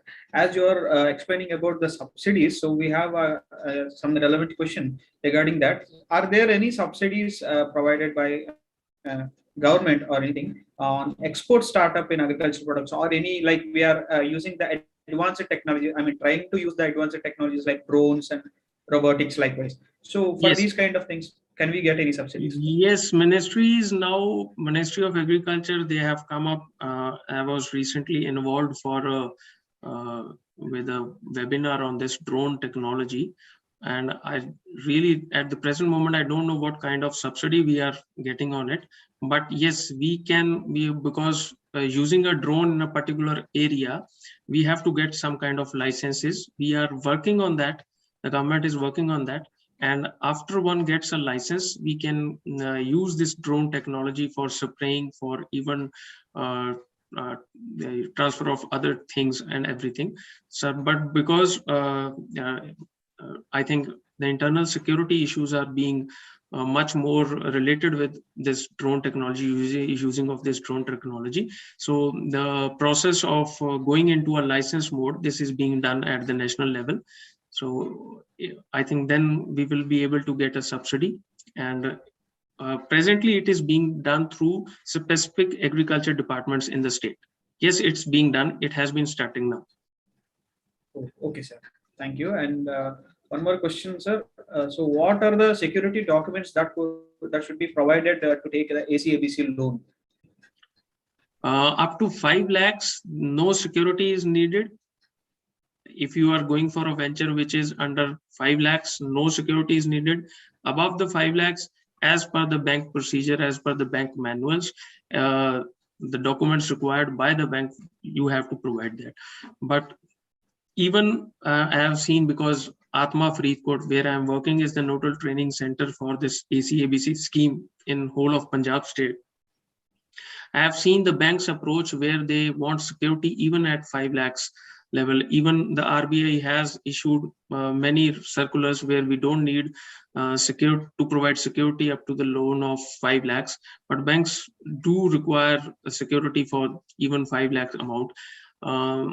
Things can be done if you work out with the bankers meeting, if you work out at various district and state level bankers meeting, if it can be said that circulars are being there. So I don't think the banks, they can force you to give security up to the level of 5 lakhs. Above 5 lakhs, you have to submit all the documents as required by the banking sector to provide finance in all the other cases as being done. The loan mortgage of all the land you have, or any other securities amounting to that amount of loan which is being done, which is being given.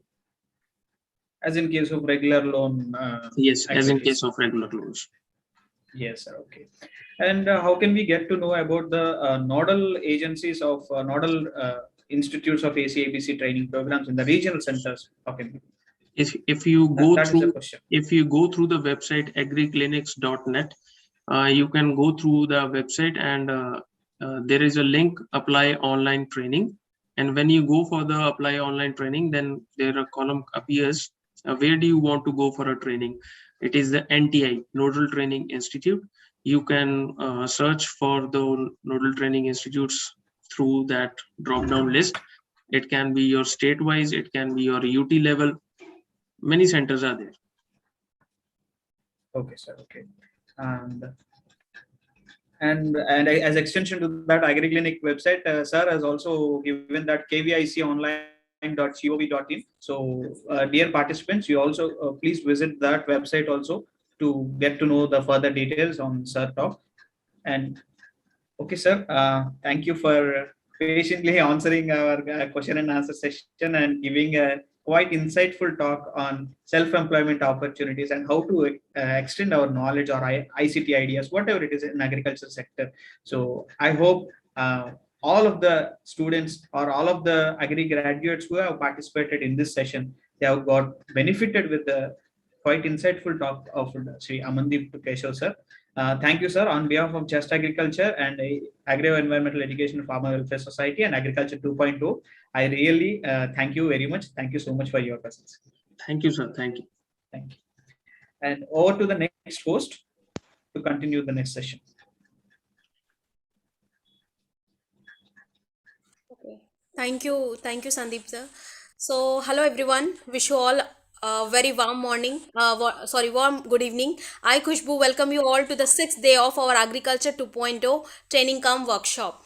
I would like to quote some avid thoughts that knowledge is a power is used to describe the fact that the more you know, the better off you will be. So I believe each one of us who are gathered here at this virtual platform is just to add on a few more drops of knowledge into their brain treasure, and the training provides a good platform to the emerging agri entrepreneurs too. So I would like to appreciate the efforts of Dr. DPS Badwal, CEO of Just Agriculture e-magazine, and co-partners for taking such an effective innovative steps by arranging virtual training program which includes sharing of valuable knowledge on mushroom production, hydroponics, aquaponics, vermicomposting, artificial intelligence, organic farming, microgreen and exotic vegetable production, soil conservation, soil health and drone technology. So with this, I would like to welcome our guest of honor, Mr. Shiv Kumar. So Mr. Shiv Kumar is currently working as an assistant director at Spice Board India, Hyderabad. He has also 7+ years of experience in agriculture products, export import management, 4+ year of research experience in rice molecular breeding as a research associate. He also worked as molecular breeding trainee at IRI, International Rice Research Institute, Philippines. He got certification in export import management from Telangana State Trade Promotion Corporation and Federation of Telangana Chamber of Commerce and Industry. He also worked with many farmer producer company and spice grower association in Tamil Nadu, Gujarat, Jammu Kashmir, Andhra Pradesh and Telangana state. He conducted surveillance visit to spice processing unit, container stuffing locations in Gujarat. Also conducted multiple preliminary and final inspection of farmer scheme implementation in Tamil Nadu, Gujarat and Telangana. He maintained demonstration plots at Ahmedabad and Patan district in Gujarat. Also worked with Jammu Kashmir Saffron Growers Association in Pampore. He also conducted various quality improvement training programs on spices, market linkage, traders and exporters, state government official and FPOs.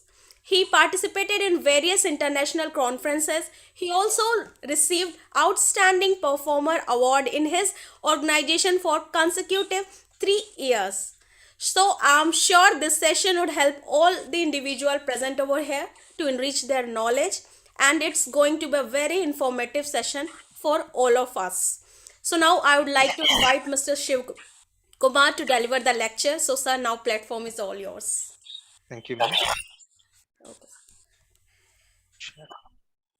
Share screen.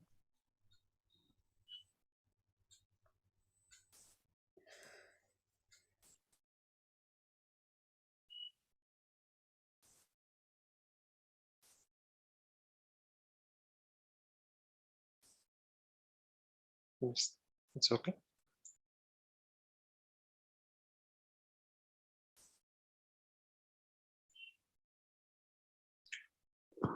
Good evening, dear friends.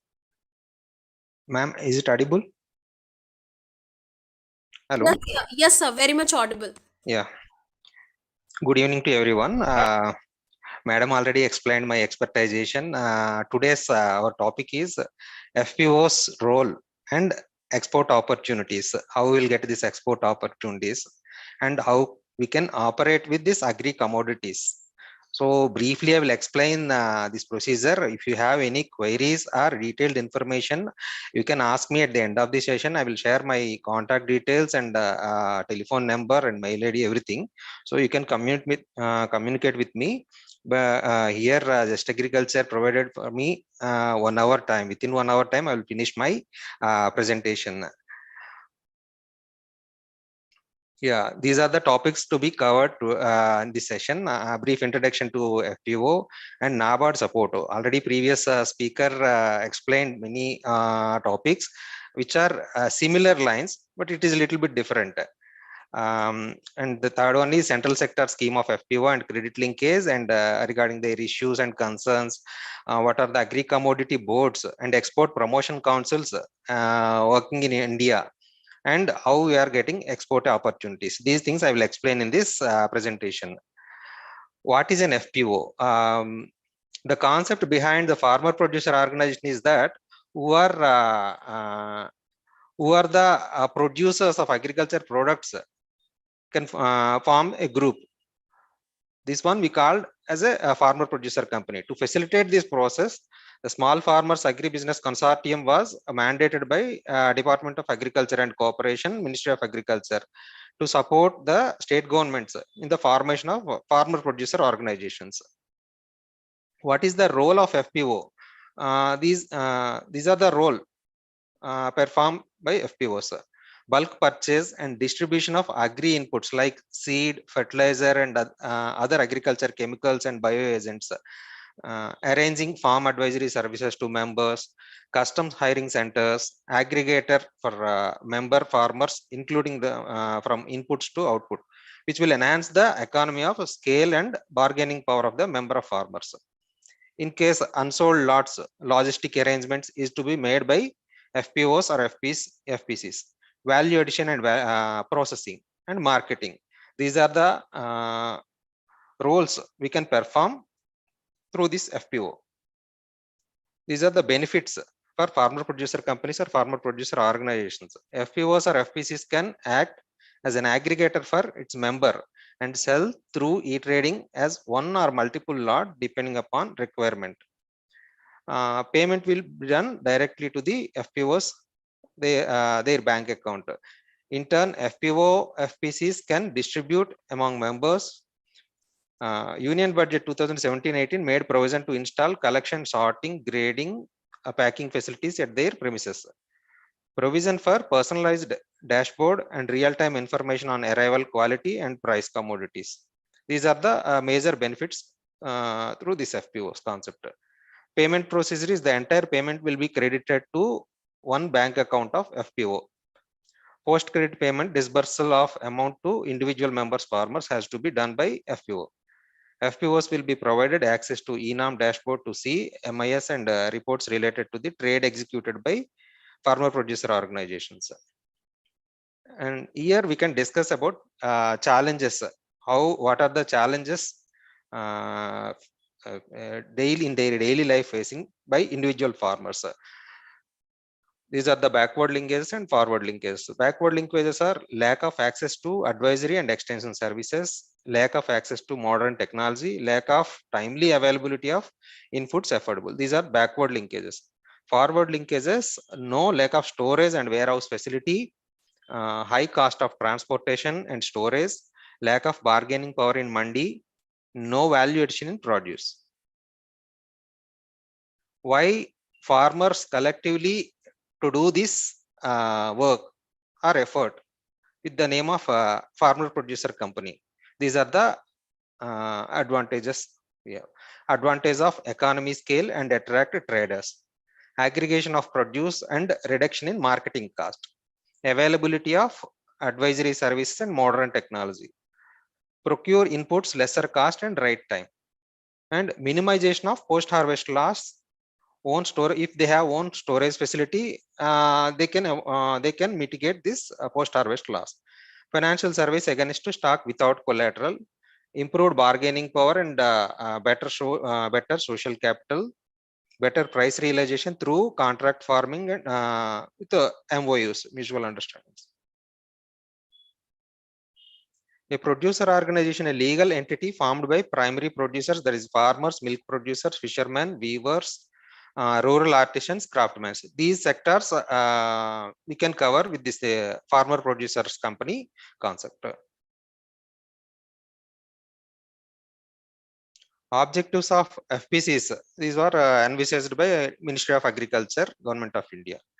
Social capital, input sales, advisory services and technology, aggregation of produce and marketing, storage and processing facility, financial services and crop insurance, contract farming. These are the major objectives.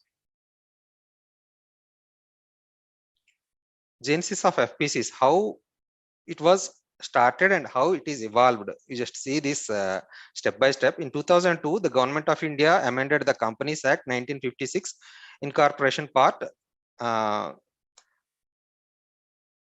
Department of Agriculture and Cooperation, Government of India issued policies and process guidelines for farmer producer organizations in 2013.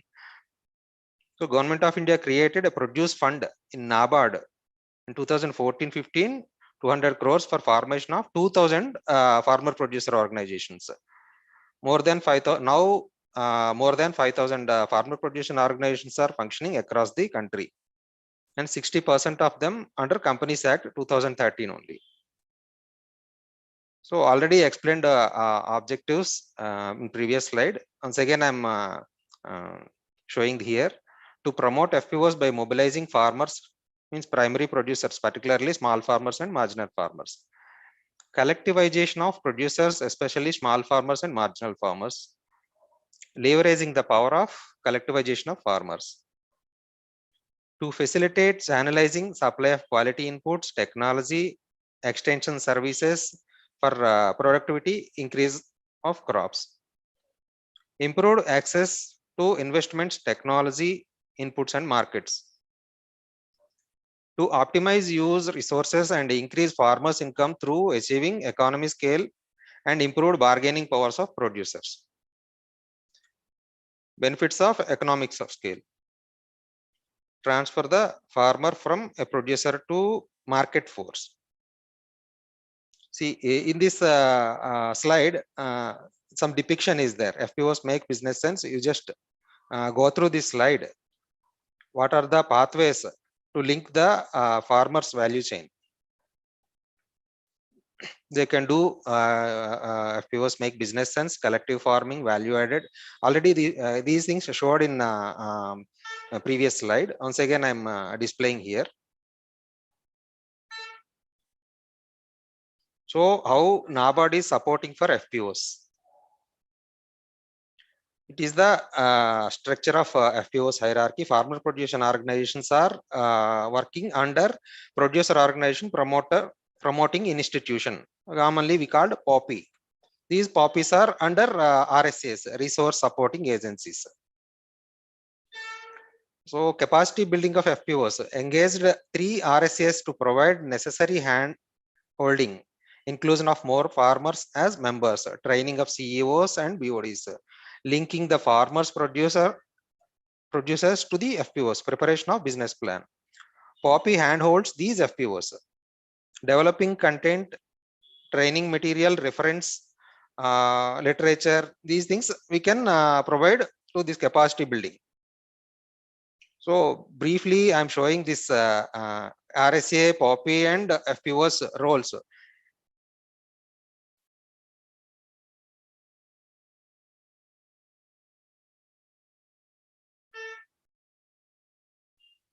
So these are the supporting services from NABARD for development for 5 years. We are getting for formation and promotion, incubation and nurturing. This grant is 16.6 lakh. We are getting through NABARD. Improve capital base, share capital contribution, improve borrowing powers, credit support through NAIP-ICAR, long-term and composite loan and working capital. Credit plus also will get this through NABARD, hand holding support, capacity building and market intervention. So grant assistance is 34 crore total. Promotion and nurturing of these FPOs, registration charges we can avail through this. FPOs administrative expenses also we can avail through NABARD schemes. Business plan preparation, training and capacity building, incentives to POPI for hand holding, members mobilization and awareness programs. These type of supporters we will get through NABARD. So this slide is a little bit not relevant for you. Why? Because previous slides are already explained all these things. Today's topic is export promotion. So I want to explain more topics on export promotion. Through central sector scheme, we will get this type of support promotion, promote crop-based clusters, facilitate technology adoption, extension advice purpose, provide hand-holding in marketing and agriculture logistics, facilitate value addition, evolve farmers groups in successful business enterprises, increase farmers income. These are the priorities for central sector schemes. Recently, Government of India started this one district, one product concept. Focus on one district, one product concept approach. Produce clusters to be identified, diagnostic study, baseline survey. These are strategies following under the central sector scheme.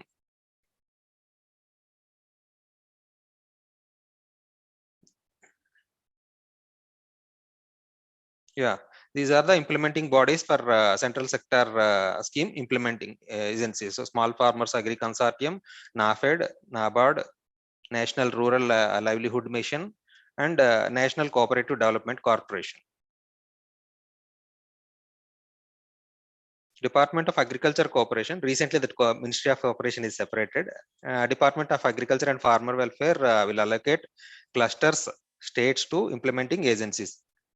Implementing agencies will form cluster-based business organizations in the clusters or concerned states. FPOs will be formed and promoted through these cluster-based business organizations. These cluster-based business organizations will have 5 categories of specialists. One is crop husbandry, and second one is agri marketing and value addition and processing. Third one is social mobilization. Fourth one is law and accounts. Fifth one is IT.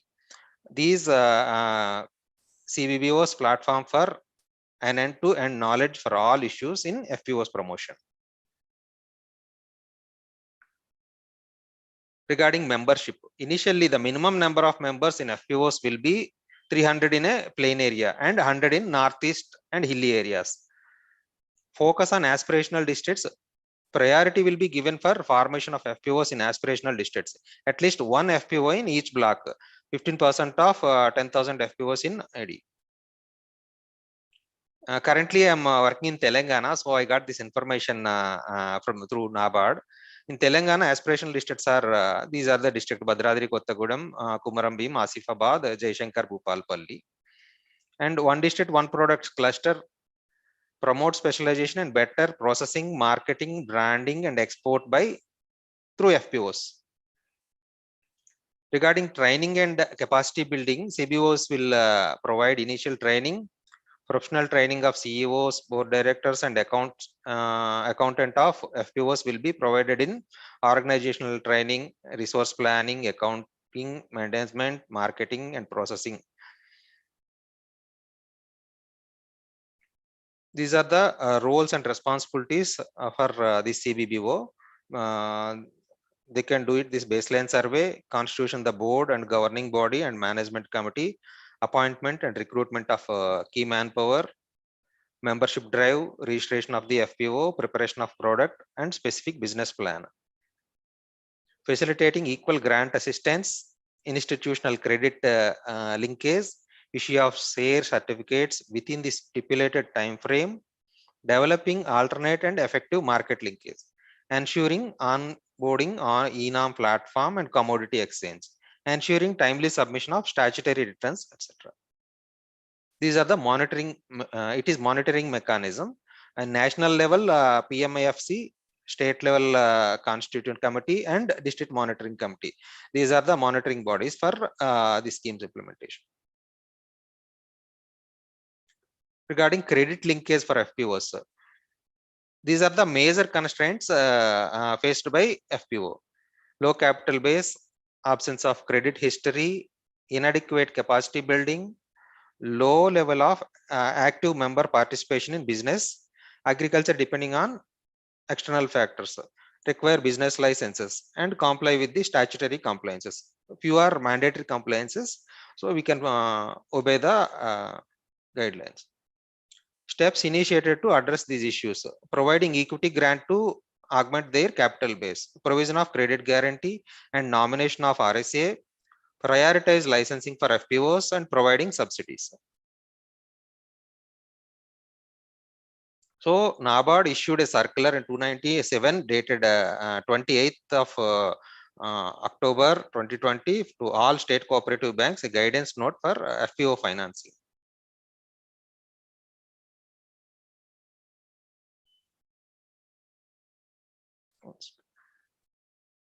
Yeah, For FPOs carry out various type of business activities based on the commodities and require both working capital and term loans.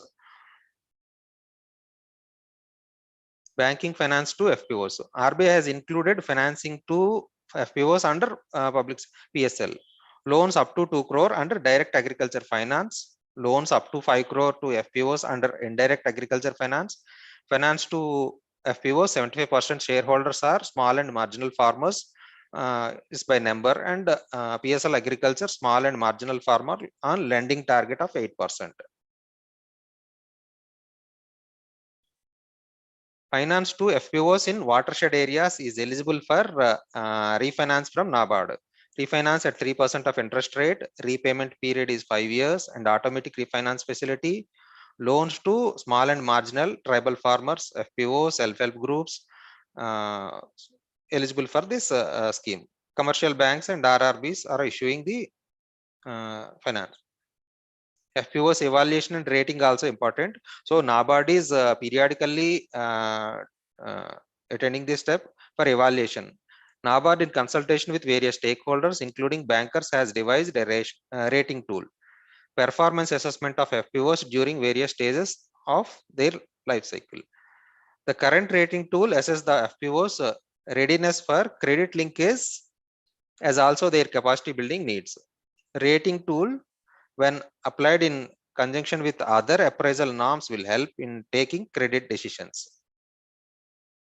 So credit guarantee scheme for FPO, credit guarantee cover for collateral fee loan, FPOs and FPCs by small farmers agri-business consortium, and NABARD credit guarantee scheme for subsidiaries of NABARD to extend collateral free loan for FPOs.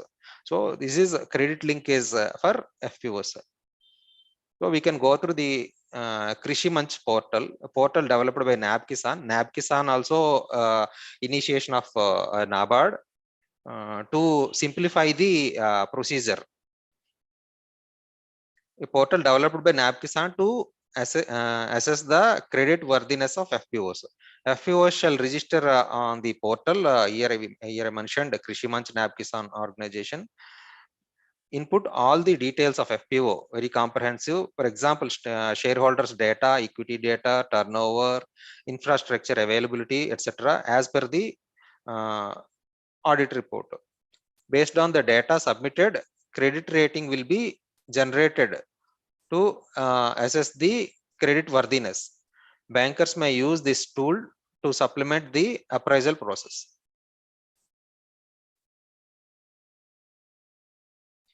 These are the issues and challenges for FPOs. State policy, state government to come up with state policy for promotion and nurturing these FPOs. Credit linkage is another challenge. Collateral is a major issue while securing the credit. Government to form a credit guarantee fund for availing the easy credit. Legal compliances. Legal compliances, huge cost on legal compliances. Currently, FPOs are treated as on par with corporates only. Policy needed to be reoriented to give compliance waiver at least for initial 5 years at the time of formation stage. Human resource is another challenge. University to start courses on FPO management. So focus in required on training and POPI resource person and FPO CEO and BOD. Business development plan. Training and focus required to leverage FPOs as a focal point in developing commodity specific value chain. And second one is licenses are required for initiation of business activity. Single window clearance system for securing the licenses. FPOs are involved into input supply and procurement, need to focus on diversifying the activities towards the primary processing and value addition. And one is infrastructure and requirement. Infrastructure like land, godown, sales shop, or capital incentive.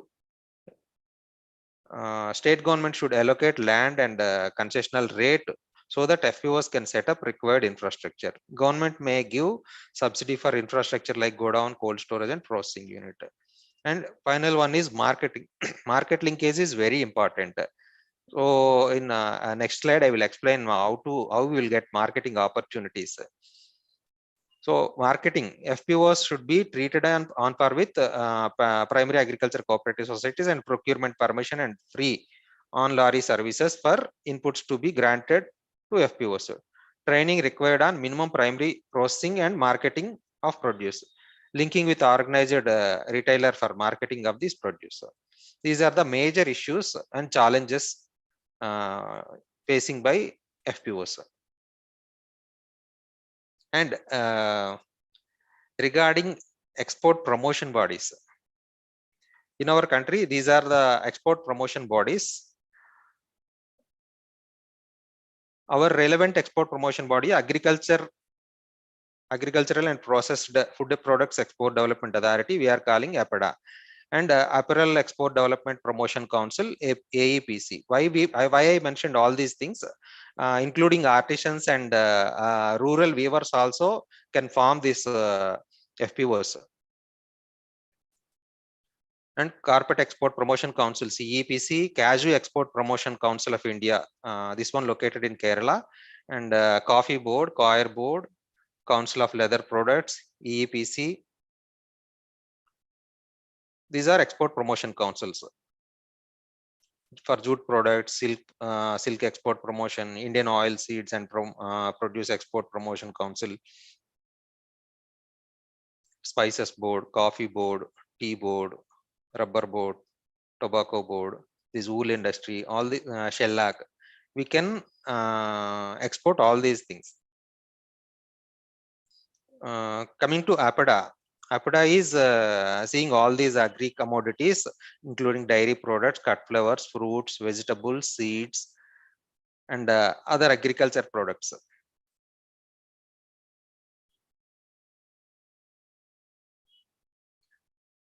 How to start export business and APDA or spices board or coffee board or tea board, etc. registration. RCMC means registered registration come merchant certificate and export parameters.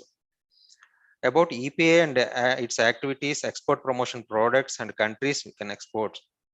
Financial assistance scheme of APDA and spices board I will explain in next slides. How to start export. To start export business, the following steps may be followed. Establishing an organization, a sole proprietary concern, or partnership firm, or proprietorship, or private limited, or Hindu joint family, or societies, or private public limited company, has to be set up as per the procedure with an attractive name and logo. Opening a bank account. Bank account, a current account with a bank authorized to deal in foreign exchange should be opened. Obtaining permanent account number. These steps simplified recently. So once we incorporation step is done, means all these things are generating immediately. So fourth one is obtaining importer export code. This import export code is nothing but PAN card. It's PAN based document. This IEC is 10-digit number, which is a mandatory for undertaking for export and import. Fifth one is registration cum membership certificate. This one commonly called license for particular commodity boards, concerned commodity boards, for availing authorization to import, export, or any other benefits or concession under FTP 2015-20, as also to avail the services, guidances. Exporters are required to obtain RCMC granted by the concerned export promotion councils like FIO, Federation of Indian Export Organizations, commodity boards, authorities like APDA, Spices Board, MPEDA, Tea Board, etc. Sixth one is selection of product. We can select any one agri commodity. Means, for example, it is pulses or oil seeds, means we can select the relevant export authority to apply this RCMC. All items are freely exportable except a few items appearing in prohibited or restricted list. Poppy seed, like poppy seed, we can take permission from the from Spices Board and Narcotics Department. After studying the trends of export of different products from India, proper selection of this product to be exported may be made. Selection of market. An overseas market should be selected after research covering market size, competition, quality requirements, payment terms, what are the mandatory parameters from our country, and importing country. Exporters can also evaluate the markets based on the export benefits available for few countries.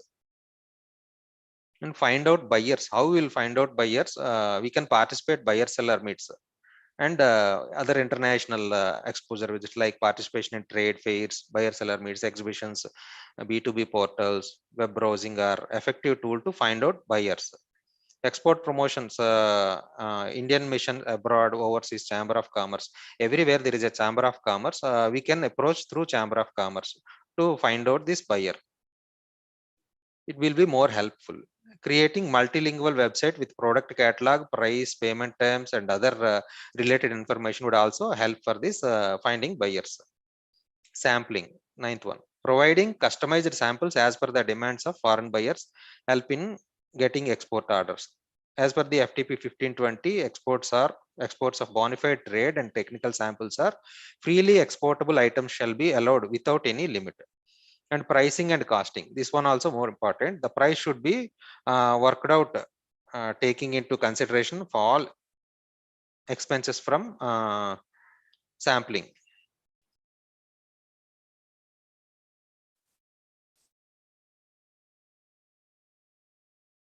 And regarding this freight on board and cost insurance, CAF and freight charges, all these things our customs house agent will advise. Negotiation with buyers.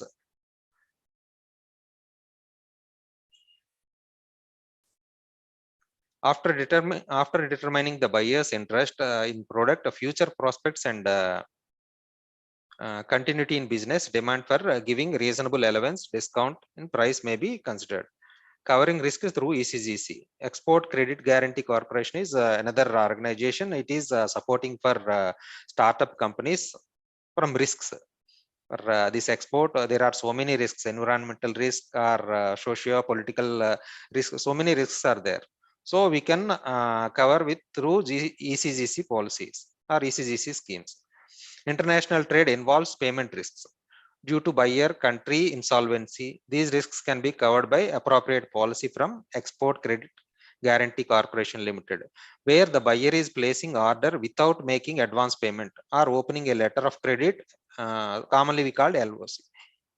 It is advisable to procure credit limit on the foreign buyer from 𝐒𝐶𝒔 protect against risk of non-payment. You can go through this 𝐒𝐶𝒔 link, Export Credit Guarantee Corporation. There is a department. You can go through their portal, so you'll get more information regarding this coverage.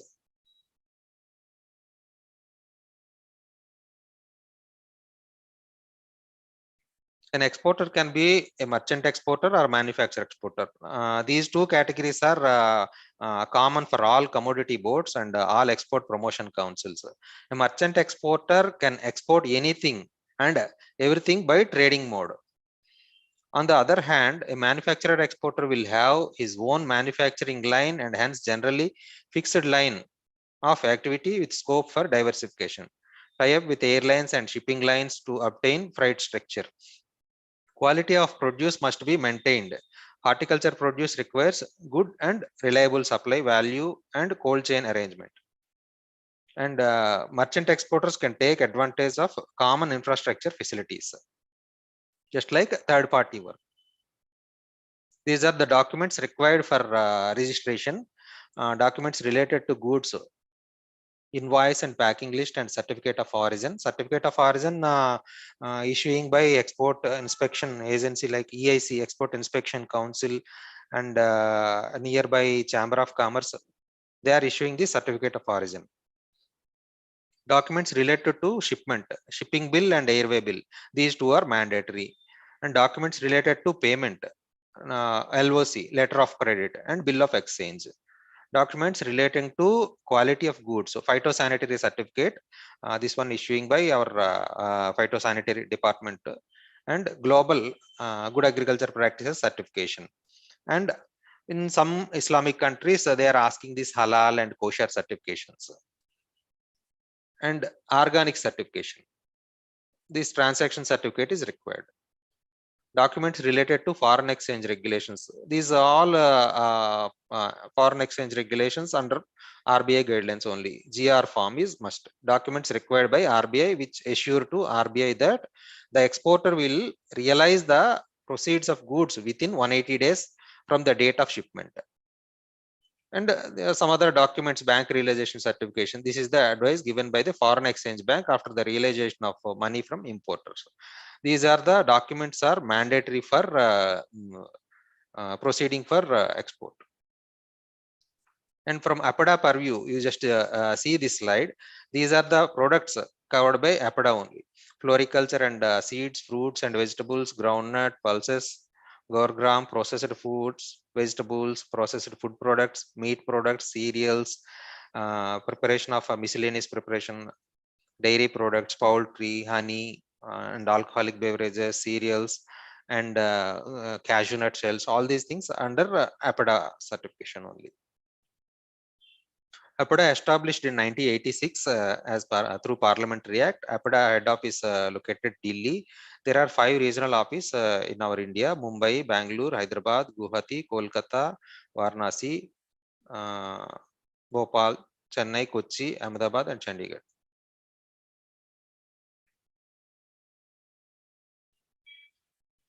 These are the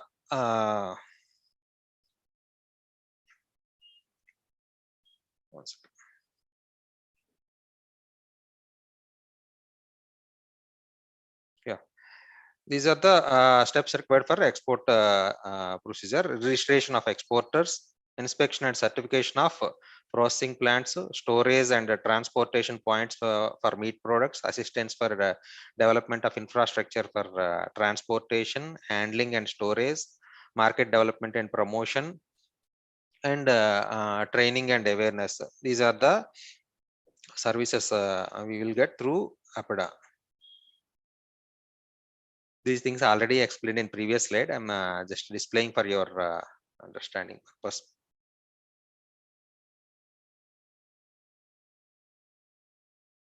Non-basmati rice, biscuits, cocoa products, chocolates, banana, mango, and fruit pulp, pomegranate, even buffalo meat, green and dry chili comes under spices board purview. And turmeric also comes under spices board purview. Millets and products, poultry products, these all are providing export opportunity for us. These are all commodities: vegetable and fruits, seeds, floriculture. Few schemes are supporting financially for FPOs, development of infrastructure, quality development, and marketing development. These type of schemes are more useful for FPOs. We can avail these schemes through FPOs name.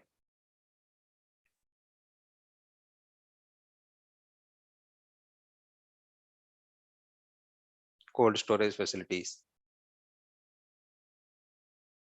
And just like APDA, other than APDA's purview, 52 number of notified commodities under Spices Board. The Spices Board constituted in 1987 under the Spices Board Act. Previously, there is a Cardamom Board in 1966 and Spice Export Promotion Council formed in 1960. These two merged together and formed a new body called Spices Board. Spices Board, these are mandatory things: promote and regulate export of 52 scheduled spices in any form, including curry powder, spices, oils, oleoresins, and other mixtures where the spice content is predominant. We have production, research, domestic marketing, and export development and promotion of cardamom, small and large. These are mandatory. Large cardamom cultivating in Sikkim and Assam area, and small cardamom in southern states of our country. And we have another mandatory thing: quality control of spices for export. For each and every consignment, we have to take permission or quality assurance certificate from the quality control laboratory. Mandate for research, production, and domestic marketing of spices other than cardamom is vested with Union Ministry of Agriculture and concerned state agriculture or horticulture department. these 52 notified commodities under Spices Board purview: cardamom, black pepper, chili, ginger, turmeric, coriander, cumin, fennel, fenugreek, celery, aniseed, and bishopweed, caraway, and dill seed, and cinnamon, cassia, garlic, curry leaf, kokum, mint, mustard, parsley, pomegranate, saffron, vanilla, tezpata. Like each, there is a location specific spice crop in every state. So these are all things covered under Spices Board purview.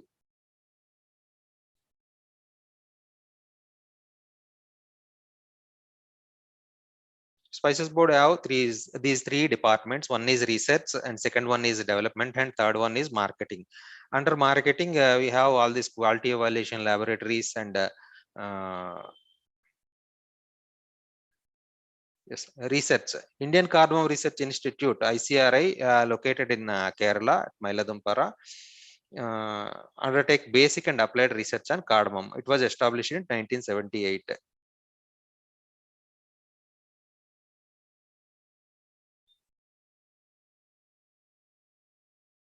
Under development, production and development of small and large cardamom and post-harvest improvement programs for other spices, extension advisory services, quality improvement, all these things under development department, including Spice Growers Society nurturing.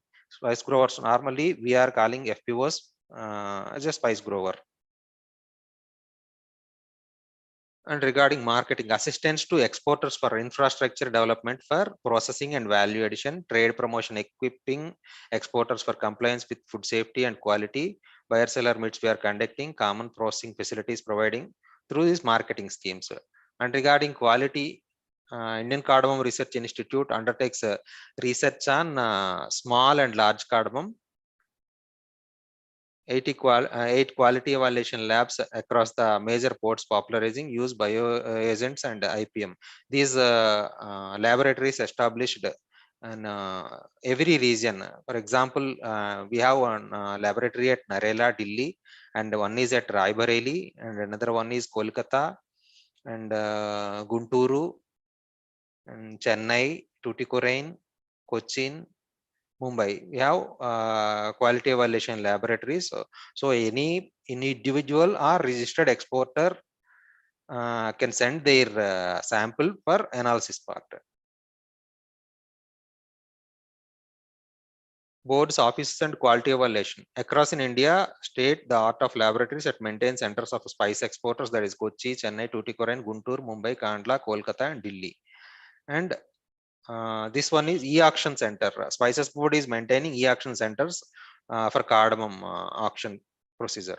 E-auction center cardamom at Spice Park Puttadi in Kerala, and another one is Bodinayaknur in Tamil Nadu, as per the provisions of cardamom licensing and marketing rules 1989. This one is amended in 2018. Spices Board is competent authority and it is designated competent authority for promoting and regulating of spice export from India by major importing countries including European Union. And another one is Codex Alimentarius Commission. Every 3-4 years, this commission sitting and finalizing the mandatory tests for concerned countries requirements.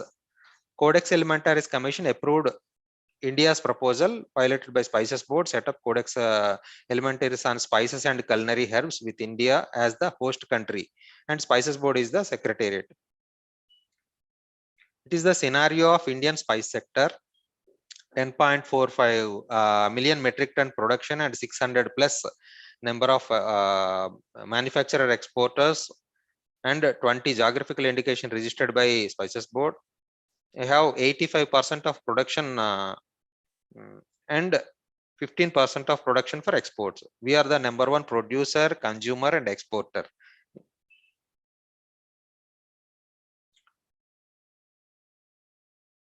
Around 225 spice items under Spices Board purview, and more than 180 countries are destination for this export. And these are the top 3 destinations. One is Northern America, China, and Bangladesh, and United Arab Emirates and Thailand. Exporting 50%, 15% of total production and 85% of domestic consumption only. These are the figures, area and production and spices sector. Indian spices are renowned for its rich and intrinsic qualities. India is the largest producer of spices in the world. Agroclimatic conditions are prevailing in the country are suitable for growing spices. Each state in India produces an exportable surplus of at least one spice. India leads in production of chilies and turmeric, cumin, coriander, large cardamom, mint, etc. Commercial cultivation of an array of spices such as fruit spices, seed spices, tree spices, rhizomatous spices, herbal spices, floral spices, etc. Means this categorization, for example, floral spice means saffron comes under floral spice. Herbal spices means thyme, mint, basil, oregano, all these things comes under herbal spices category. Rhizomatous means ginger, turmeric, and flag root. All these things comes under rhizomatous spices category. Tree spices means cloves, nutmeg, cinnamon, all these under tree spices category. Seed spices means fennel, fenugreek, cumin, coriander, mustard, all these things under seed spices category. Accounts for around 30% of global production. And this one is present scenario. 2020 we reached 15.65 lakh metric tons production wise, and 27,193 crores income we got through this exporting.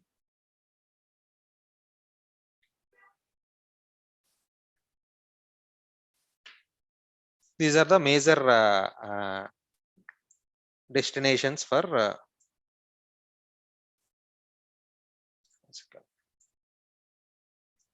yes.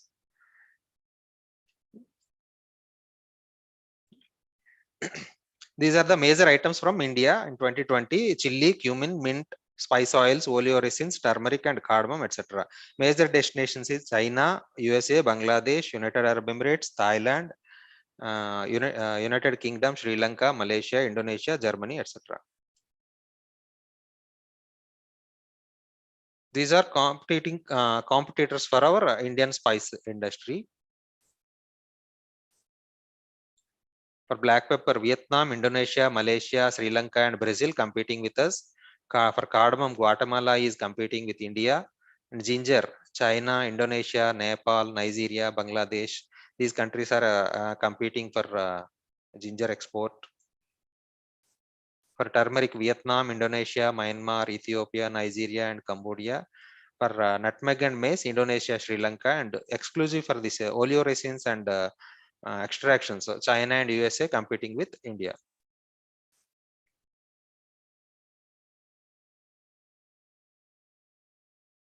So overall spice contribution around 40% of contribution from chili only. Chili ground 50%, chili whole 36%, white pepper and other forms also 5%. Nutmeg and nutmeg powder, mace, spice oils, oleoresins. This is the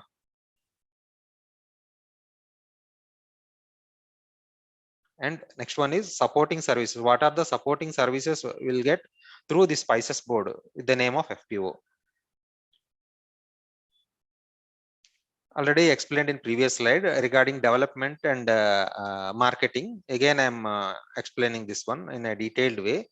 Infrastructure development schemes for technology upgradation and laboratory establishment, and for food safety certifications and primary processing facilities. Such type of schemes under development.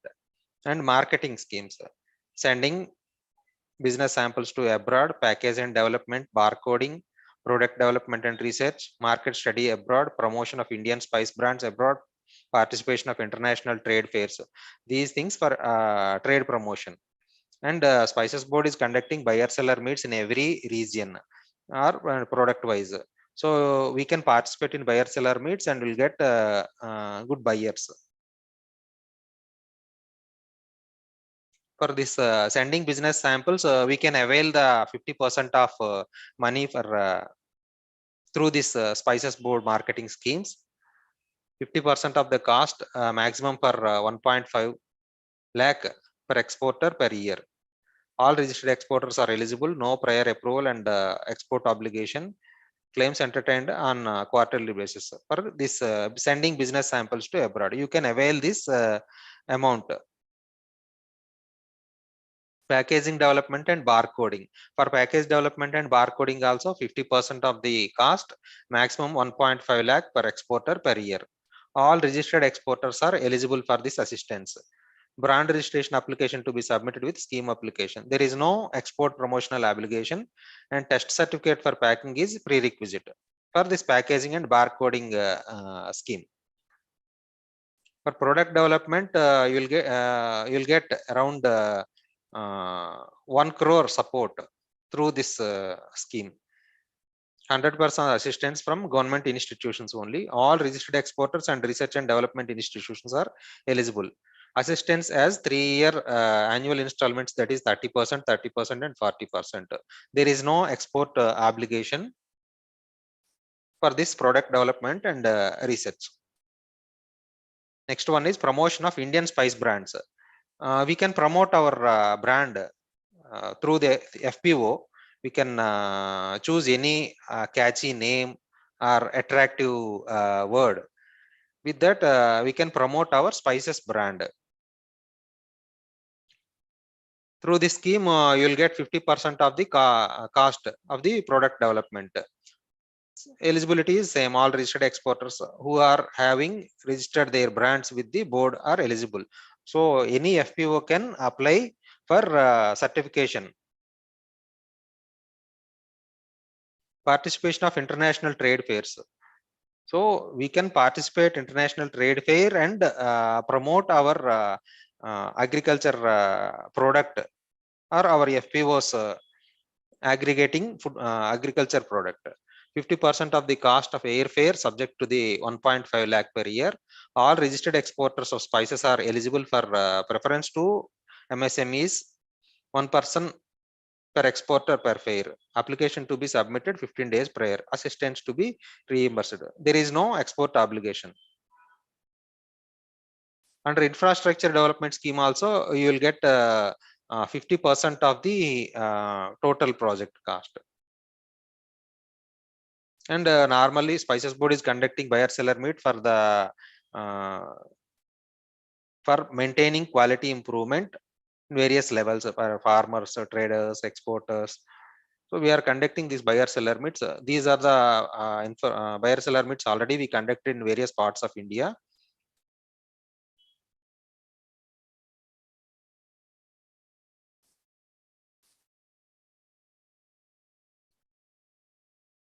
Rejection of export consignment of small cardamom to Saudi Arabia for non-compliance with pesticide MRLs. Visit of delegation from India headed by our Secretary Spices Board to Saudi Arabia for discussion with Saudi Food Product and Drug Authority, standardization or global standardization organization, etc. Why? Because recently Saudi put a ban on Indian cardamom because of pesticide residues. Around 60 plus number of pesticide residues in our small cardamom. That's why they put a ban on Indian small cardamom. They are importing from Guatemala and other parts of globe. So that's why our Spices Board delegation went to Saudi Arabia and mitigate this hurdle.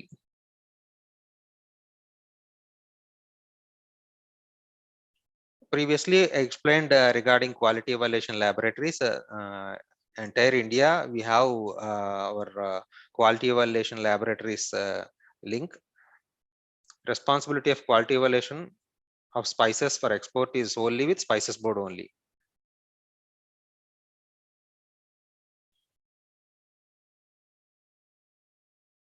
Next one. Yeah.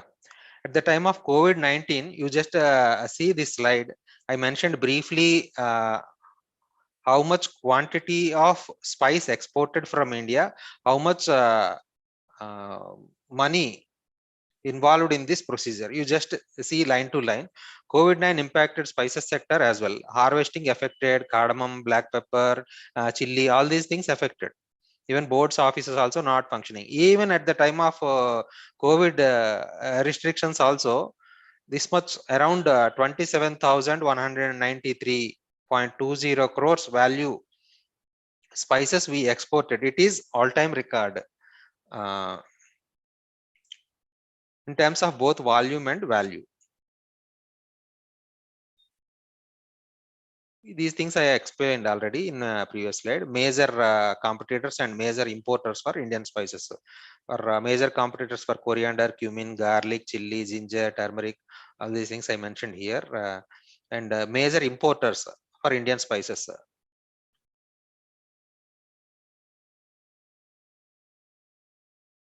This pie chart will give more clarity on this subject. Around 41% of product means chili is occupying around 41%. And 3,931 crores value of chili exported previous year. So these two type of registrations with spices board, one is merchant exporter category and another one is manufacturer category. Previously we were collected a hard copy. Now it is a completely online process. You can go through the portal and start with your import export code. So everything is self-explanatory. If anybody have doubt, you can contact any of the nearby spices board office, or you can drop a message or mail to me so that I will help for any farmer producer organizations or any individual. These are the documents required for merchant exporters. Export registration, certificate of import export code issued by Director General of Foreign Trade, PAN card, GST certificate. Actually GST is not relevant for export, but even though we will operate within the central or state territory, that's why we are encouraging to apply for this GST certificate. This bank confidential report, nowadays it's not confidential. Banker will provide the details on their letterhead so that you can upload the same document in our portal. And documents regarding constitution of the firm, it means it is proprietorship or partnership, means you can upload the same content. Normally private limited company and FPOs, we have this memorandum of association, articles of association, this incorporation certificate, these things required. For manufacturer, additional thing is food safety license and few are non-mandatory certifications also required for this manufacturer export, just like Udyog and good manufacturing practices certificate and ISO certificate or pollution board compliances. These things required for manufacturer exporter.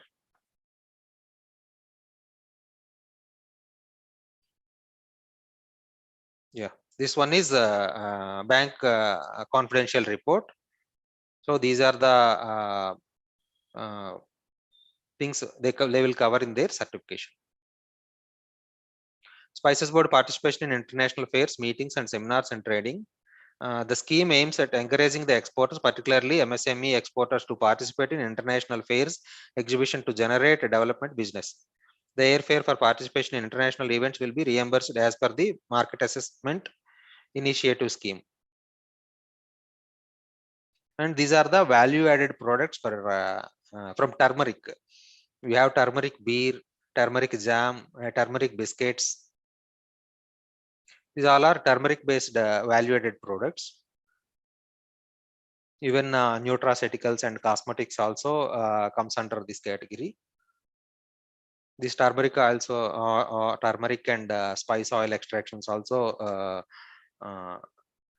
one of the important sector.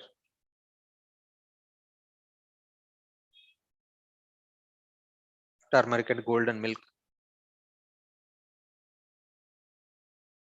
These are chili based products. Even not only for culinary purpose, we can use this chili for pharmacological use. Capsaicin gel for these joint pains and other joint related ailments. So Government of India published in their gazette regarding this Spice Development Agencies concept. These are the spice development agencies notified in 2015-16 financial year. One is at Guntur, second one is Gangtok, third one is Haveri, fourth one is at Unja, Gujarat, and fifth one is Jodhpur, Rajasthan, sixth one is Guwahati at Assam, seventh one Guna, Madhya Pradesh, and eighth Barabanki at Uttar Pradesh, and ninth one is Erode, Tamil Nadu, and 10th one is Mumbai. These spice development agencies will monitor these spices, chili, turmeric, and location specific crops. After this, they added 11th one is Warangal, exclusively for chili and turmeric support, turmeric farmer support. And another initiation is Spices Park. A Spices Park can be defined as an individual industrial park for processing and value addition of spices and spice products, which offers the processing facilitates at par with the international standards. The regional crop specific spices park as well as conceived approach to have an integrated cooperation for cultivation and post harvest processing for value addition, packaging, storage, export of spices and spice products by meeting the quality specifications of the consuming countries. This concept we called Spices Park. Spices Board established various Spices Park across India. These are the spices parks, important spices park located in various parts of our India. One is at Chhindwara, Madhya Pradesh, and another one is at Guna, and third one is at Gunturu, fourth one Raebareli, and fifth one is Shivaganga, and Puttadi, Kerala, and Jodhpur, Rajasthan. Under Spices Board development schemes, we are supporting for individual farmers and group of farmers, or through FPOs, you will get these assistance. Training to growers, traders, exporters, NGOs, officers. These are the services we will provide through Spices Board. And every region there is a location specific spice. Based on that, Spices Board formulate such as schemes for the welfare and benefit of spice growers. In Telangana region, Telangana and Tamil Nadu, Andhra Pradesh, this region turmeric is major crop. So here Spices Board is giving turmeric boilers and polishers on subsidy basis. And Gujarat region, seed spices are more common. So in Gujarat region, some seed spice threshers related schemes formulated. In everywhere like that, location specific crop based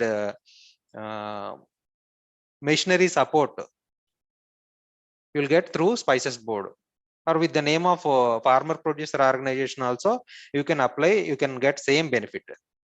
Supply of silk pollen sheet and tarpaulin sheets for spreading and drying of the agriculture produce in farmers level. And extension advisory for spice grower societies and FPOs. And technical training sessions for farmer producer organizations and spice producing societies. Recently, we conducted one CEOs training at National Institute of Rural Development and Panchayati Raj at Hyderabad for Andhra Pradesh FPO CEOs through NABARD. One farmer delegation attended this training program. Our Spices Board also delivered a lecture for them to maintain better business develop plan. And through Chamber of Commerce also we are supporting various traders and exporters. If anybody interested on export field, after this session I'll give it to you my details. You can contact me. I will support for your business plan, and you can choose one better product as per your requirement. Turmeric boilers and polishers in our Telangana region, normally turmeric boilers and polishers, this type of structures we are giving on subsidy basis, 50% and 75% subsidy, up to 2.25 lakh per individual under SC/ST category, and 1.5 lakh general category for turmeric boiler, and polisher also up to 1.17 lakh they will get through Spices Board development scheme. And pepper thresher also, one more thing, pepper thresher also will get within this Telangana and Andhra region and some parts of Kerala and Karnataka.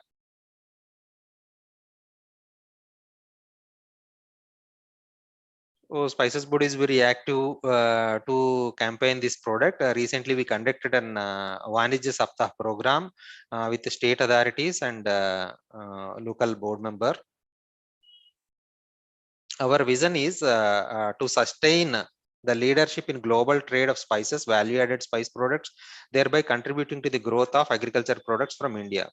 Mission to become an international processing hub and premier supplier of clean and safe and value-added spices and spice product to the industrial and retail segments of the global spice market. Export target of $5 billion by 2025 and $10 billion by 2030. It is a target for Spices Board. And this is the concluding slide. There will be growing demand for food as long as human race exists. Can't think of food without spices. Therefore, there will be increasing demand for spices always. While targeting for increased production of spices, quality and food safety have to be ensured both for domestic consumption and export. Recently, our Honorable Prime Minister given a call for value addition. Efforts are being made to take farmers out of crop-based income system and encourage them for value addition and other farming options. This slogan given by our Honorable Prime Minister. So through FPOs, we will start this value addition and will get more income and financial benefits. And there is a slogan in Sanskrit, Uttam Keti Madhyam Ban and Nishad Chakri Beek Nidan. So ultimately farming is the best. So we can keep it this concept in our mind. No doubt business is not a charity, business also important, but this slogan from our Sanskrit. So this is my contact details slide. You just contact me whenever you have any query or doubt. You can feel free to contact me so that I will support for your need and requirement. Thank you so much. Now you can ask me regarding this session or relevant queries so that I will answer your questions. Thank you so much, sir, for giving us insight on such an amazing topic, FPOs, export and opportunity, especially on spices, which adds on taste to our food.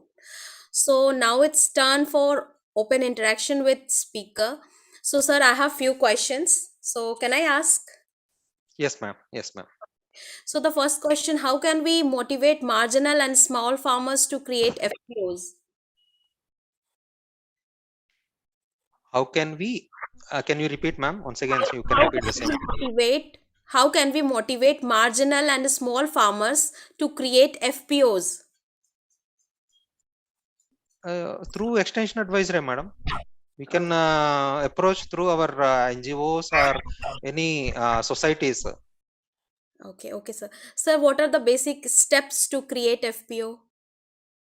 Basic steps already explained, madam. What are the steps required for FPO? You can go through the ENAM portal and can register with your registration procedure, or you can approach chartered accountant so that they will help for us for this procedure, madam. Okay, sir. Sir, if how much it costs to register FPO? Is it a cost availing? It's not that much, madam. Per annum, around 30,000 plus Indian rupees required for the filings and other purpose, and registrational cost is nominal. It's not that much of big amount, but only thing we have to maintain this GST filings every month. Okay, sir. Sir, so how do FPO ensure forward and backward linkages in food processing industry? No doubt, madam. Through farmer producer companies, we can do it in a better way, and we can compete with regular private limited companies and public sector departments, madam. Okay, sir. Sir, is there any entrepreneurship opportunity in export industry? Yes, madam. What If kind any, of? Okay, sir. Sir, is globalization affecting to food security in agriculture export industry? madam, can you repeat once again your question? Is globalization affecting to food security in agriculture export industry? No, madam, not at all. Okay, sir. Sir, how is NABARD helping to prepare business plan of FPOs? NABARD definitely will support each and every FPO to prepare their business plan in a better way. How means financial point of view, they will support, and sustainability is important for this business plan. So they will provide financially and technically. Okay, sir, is the requirement for more than or up to 300 farmers at the beginning when we are in a need, or when Yeah, we? yeah. 300 number of farmers Okay, mandatory. okay. So last question, sir, is there any help desk on agriculture exports? Yes, madam. You can contact any of the nearby export promotion bodies or one spices board office, so that we will help for any of the farmer or farmer groups to enter this export sector. So, sir, we are done with the question. And sir, thank you so much for satisfying the queries and curiosity of the participant. Thank you so much, sir. Thank you so much to Just Agriculture team. Thank you so much, sir, providing me this opportunity to deliver this lecture to participant. If anybody have queries, let me know through mail or through WhatsApp, so that I will attend your queries. Thank you so much. Okay, sir. Sure. So, with this, I would like to tempt Dr. Ritika to continue the session.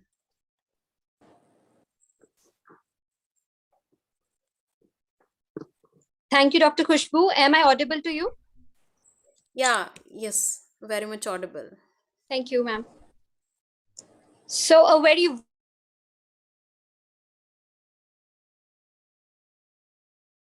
day 6 of this prestigious international training come workshop. So I would like to initiate the session with the quote of Caesar Milan. I am open for possibilities. I am open for choices. I always welcome new ideas. I'm always eager to learn. I am never going to close my mind from learning. Well, this quote explains our next guest speaker. But before that, I would like to welcome all the participants on the behalf of Just Agriculture team. Now, let me introduce the eminent speaker to you.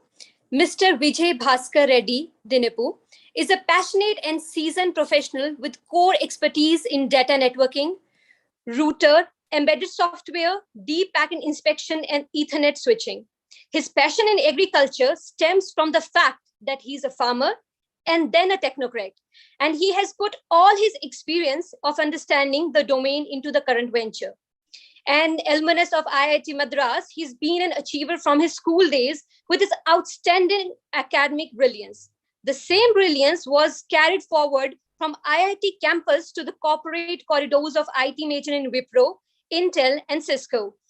He's the founder and CEO of 𝒂𝒑𝒊𝒄𝒖𝒍𝒕 Technology Private Limited, Chief Advisor of Winfinet Technologies Private Limited, founder of Kishan Raja IoT for Agriculture.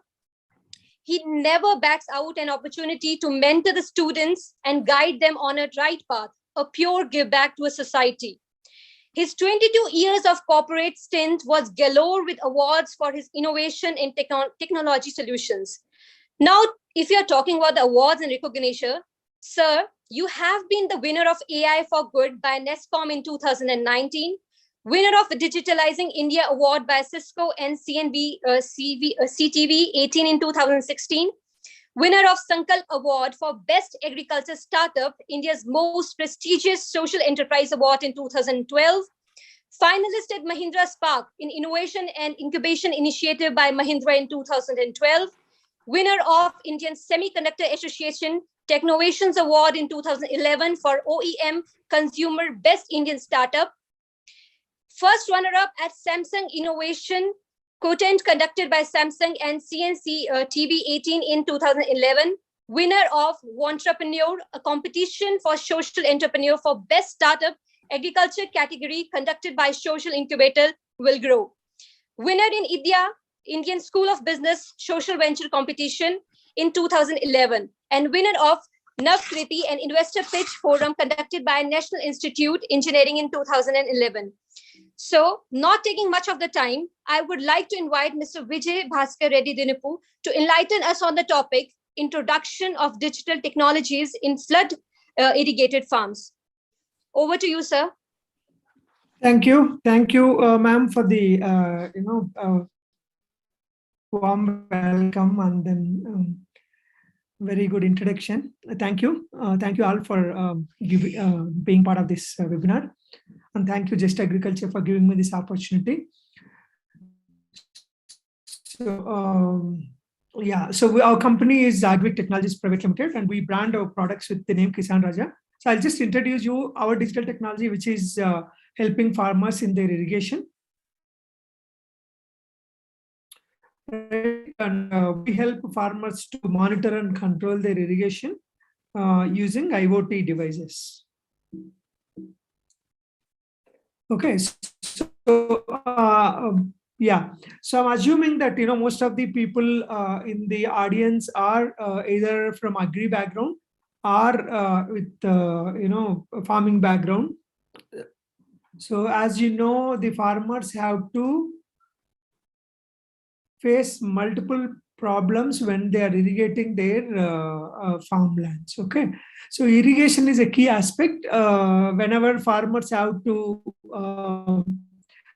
travel or if they have any mission, or if they have to travel away from their farms, they'll have a concern, and they'll come back within 1 or 2 days, so that their farms don't get starved for irrigation.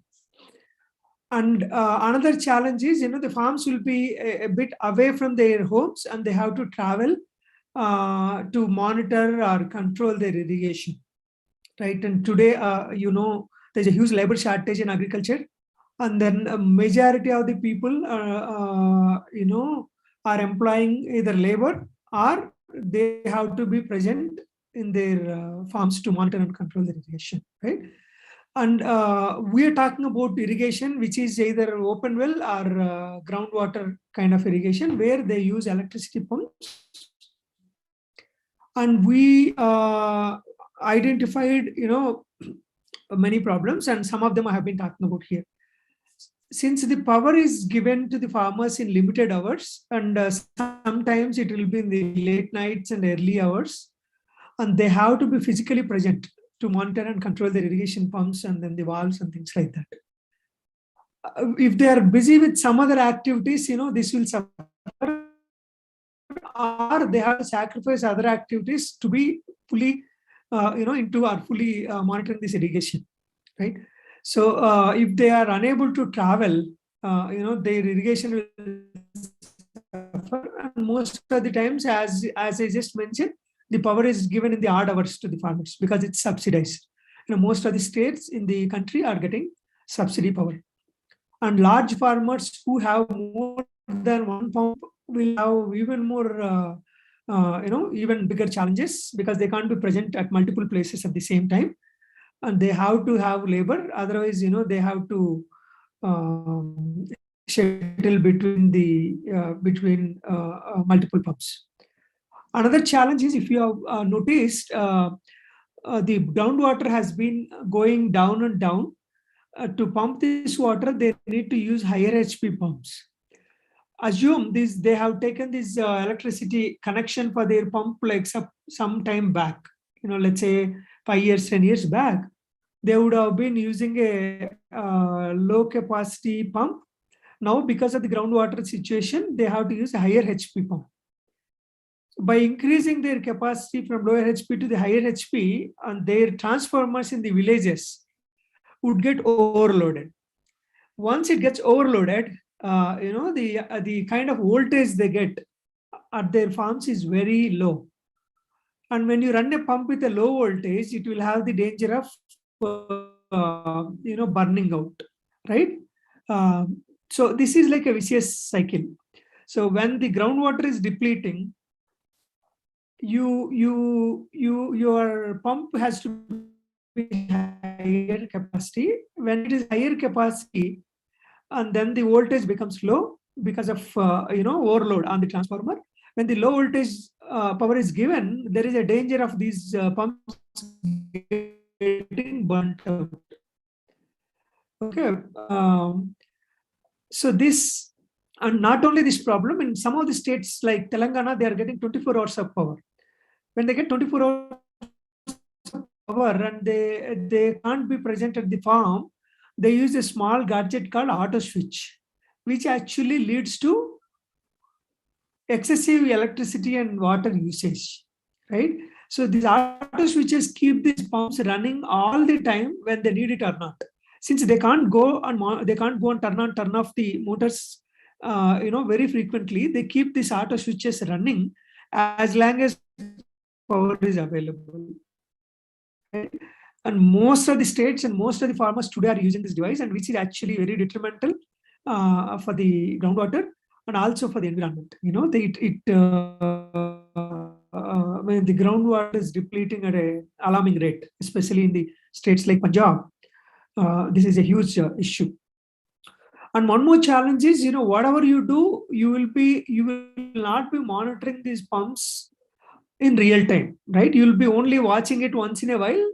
It might need 1 or 2 minutes for the pump to get, pumps to get burnt out if there is any challenge with respect to voltage or current. Right? So these are the problems, and there are many problems when they are traveling to the farms in late night. There will be snakes and then wild animal, dangers and many such problems. So keeping all these, problems in mind, this is not now, like about a decade, like 2011, we have gone and met several farmers and identified that this is a challenge. Yeah, we actually notice that this has to be addressed.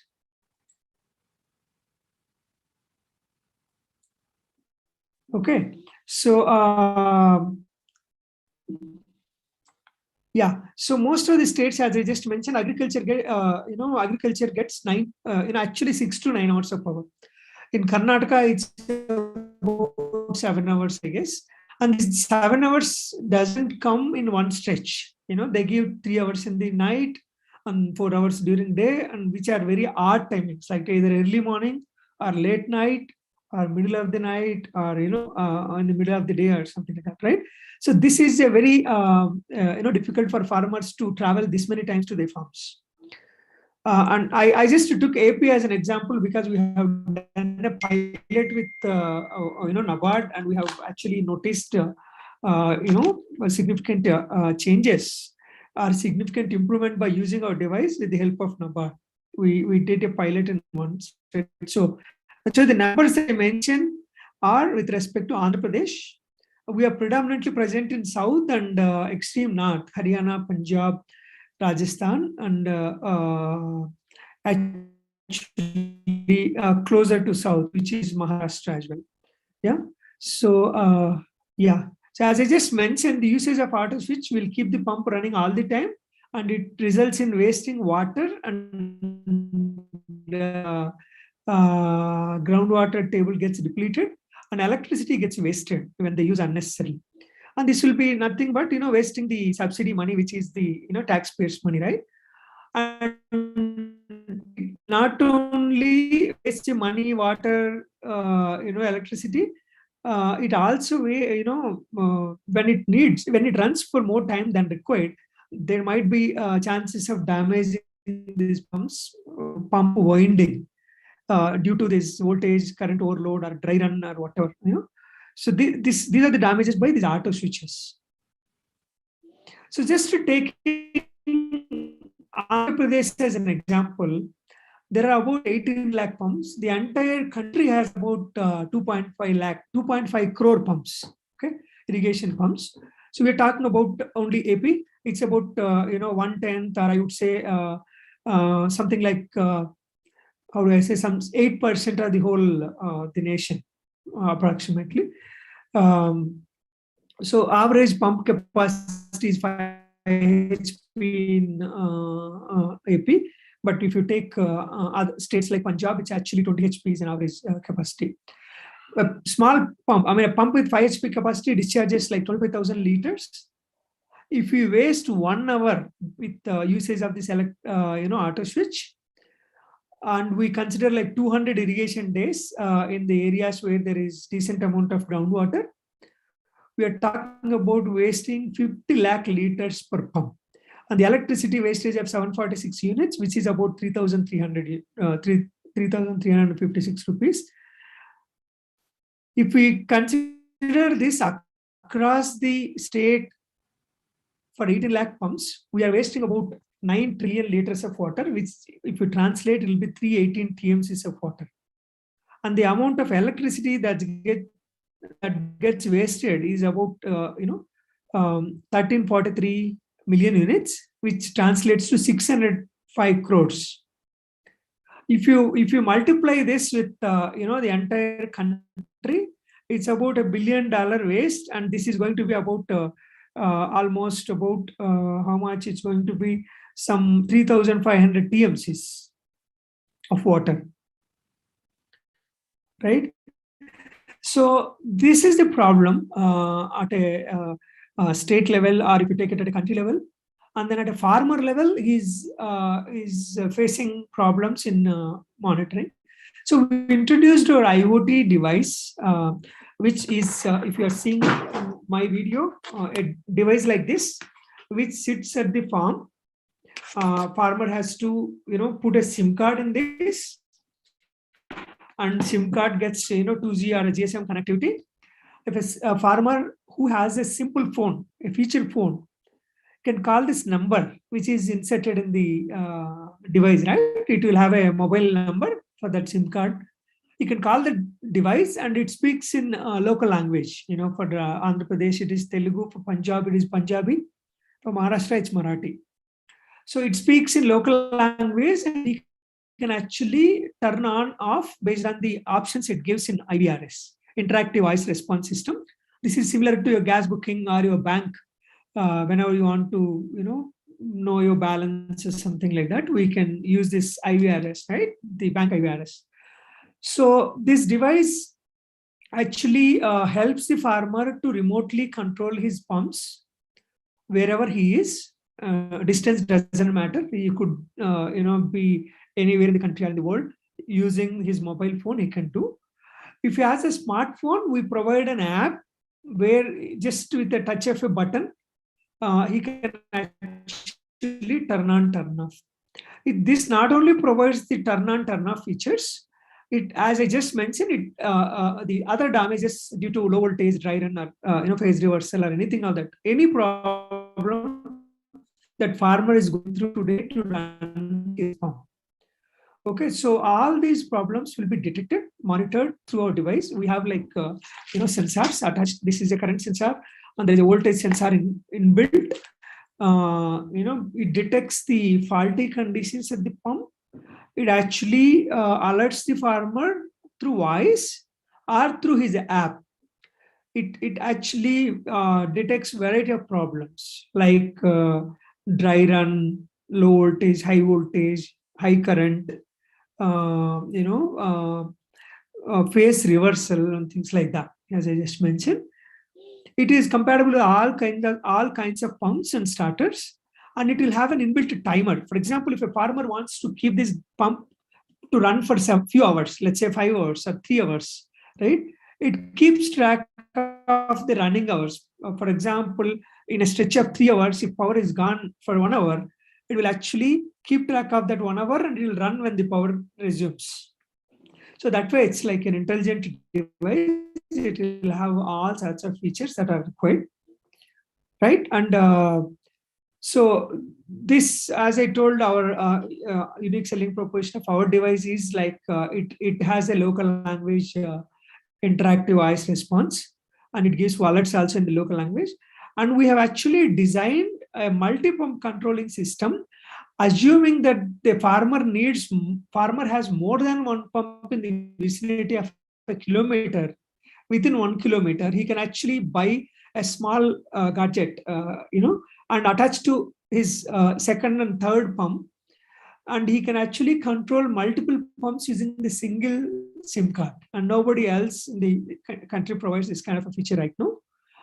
And this not only having a multi-pump controlling feature, we have connect this pump, that for that matter, all the pumps, whoever are using our devices are connected to a cloud server, and we'll keep observing what is happening with these devices. Like, is there any issue with the device, or is the farmer using the device in a right way, or how many hours it's been running per day. All that information will be captured. Okay, and in case if there is any issue with this device, IoT device which you have deployed, we can actually upgrade the software over the air. We don't need to visit the farmer's farmland.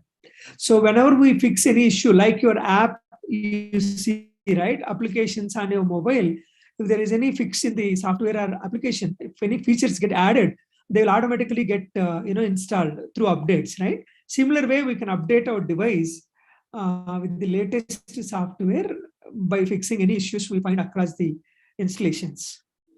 And we also analyze data at an individual pump level, or a village level, or a block level, and we'll have this information. If government wants, this information can be provided. So we did this as a pilot project in one of the villages in Andhra Pradesh with the support of NABARD. It's a village called Vegur in Nellore district, and we did it for 50 farmers. This is through an FPO, and we did it for 1 year, and then we observed multiple aspects.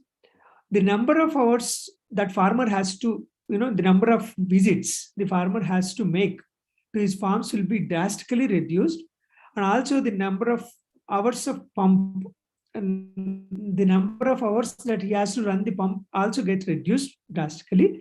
And in case if the farmer is using a bike or any such vehicle to go to his farm for controlling the pumps, we save that much amount of petrol and his time. And the damages will reduce drastically due to the protection mechanism we provided the device. And there's a lot of energy and water gets saved. So the kind of data we captured is when is the motor gets switched off, how many times it gets switched off, when it gets switched off, what is the voltage, what is the duration, all these issues. Whenever we will set a range for this, safe voltage range, safe current range, and things like that. And we'll actually capture that. Whenever it goes out of the range, we'll capture it. Okay. We'll also capture the location of the pump, and we can show it on the map, showing that, where all the thing. In future, with our analytics, we can even tell, like, how is the groundwater depleting in a particular area by doing some kind of analytics on our cloud. Using some kind of AI and ML kind of models, we can actually capture how is water being depleted in a particular area, how much water is being used for a particular crop by recording the crop details from the farmer, right? So this is just like, the observation. So each pump got operated 480 times average. As I told, we noticed that I think we captured that 200 days. He is using on average 2.5 times per day. If it is 200 days in a year, okay. And we detected the average travel for the farmer to pump is about 2.36 kilometers. So round trip is about 5 kilometers approximately, right? And we detected low voltage this many times, high voltage this many times. We detected, like, the fuse has gone bad so many times. Now all those information, the amount of water we saved across these 50 pumps or 50 farmers is about 72 crore liters approximately.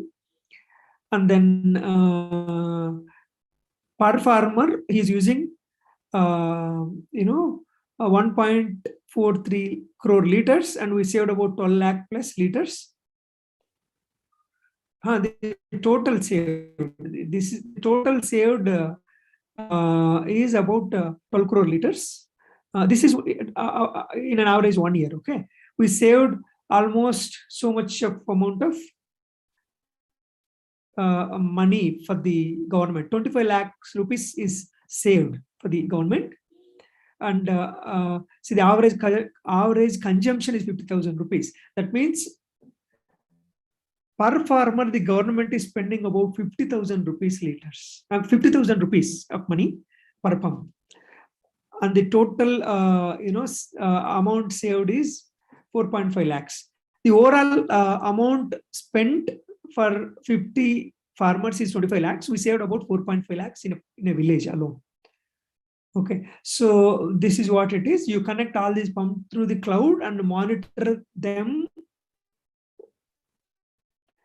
right? And you can monitor it at a pump level or at a village level.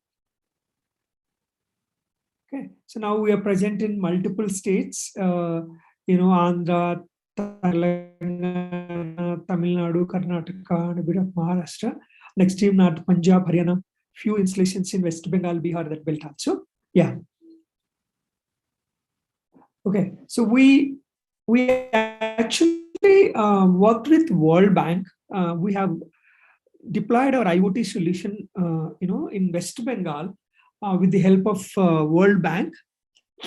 We have deployed multiple sensors and our device will act as a gateway, whichever is sitting at the pump, and there will be multiple sensors sitting in the farms, right? In this example, it's paddy.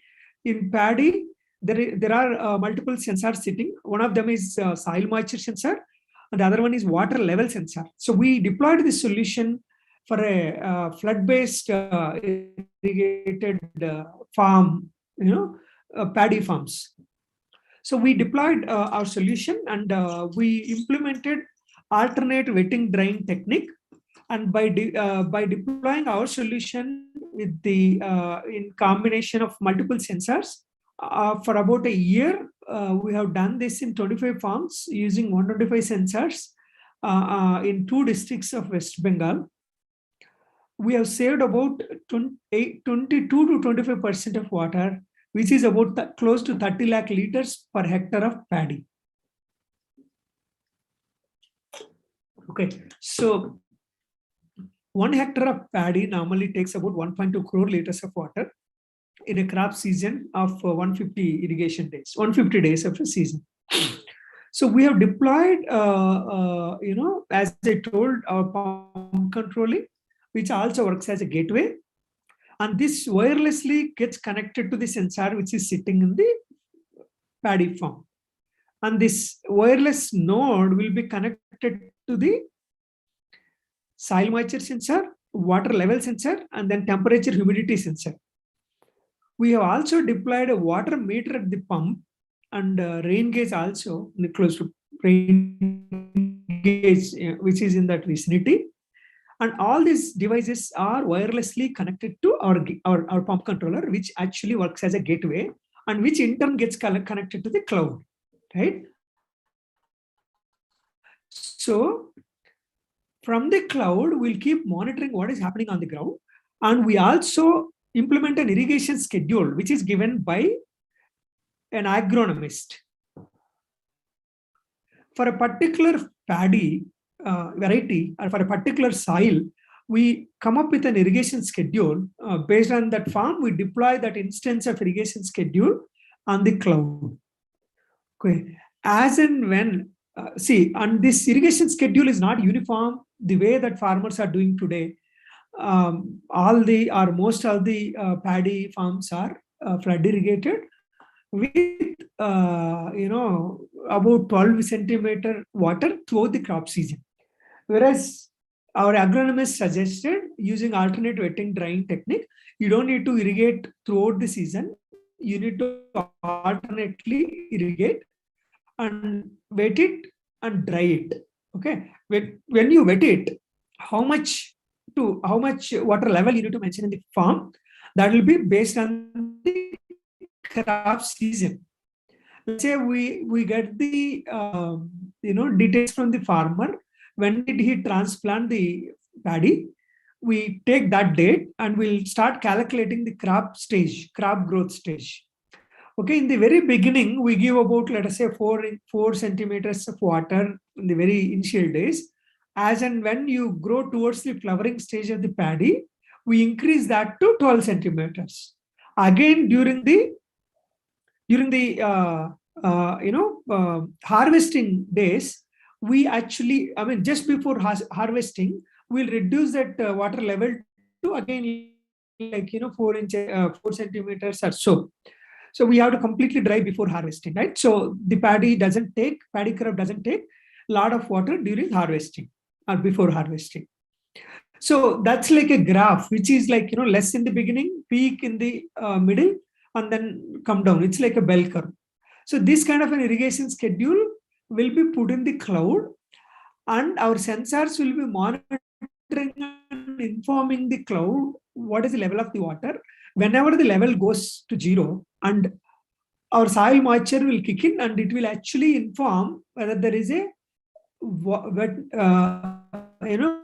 moisture at the root zone. Until the moisture gets dried till the root zone, we will not irrigate again.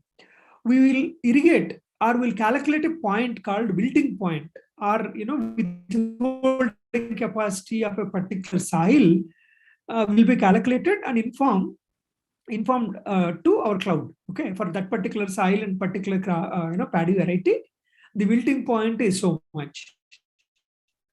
When the soil moisture reaches to that wilting point stage, our cloud triggers the pump to start and irrigate this farm.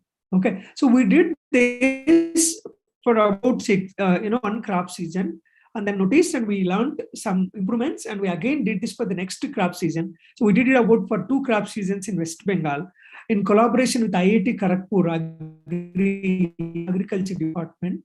We have World Bank has actually sat along with us, and then we have prepared a report and submitted. It's been published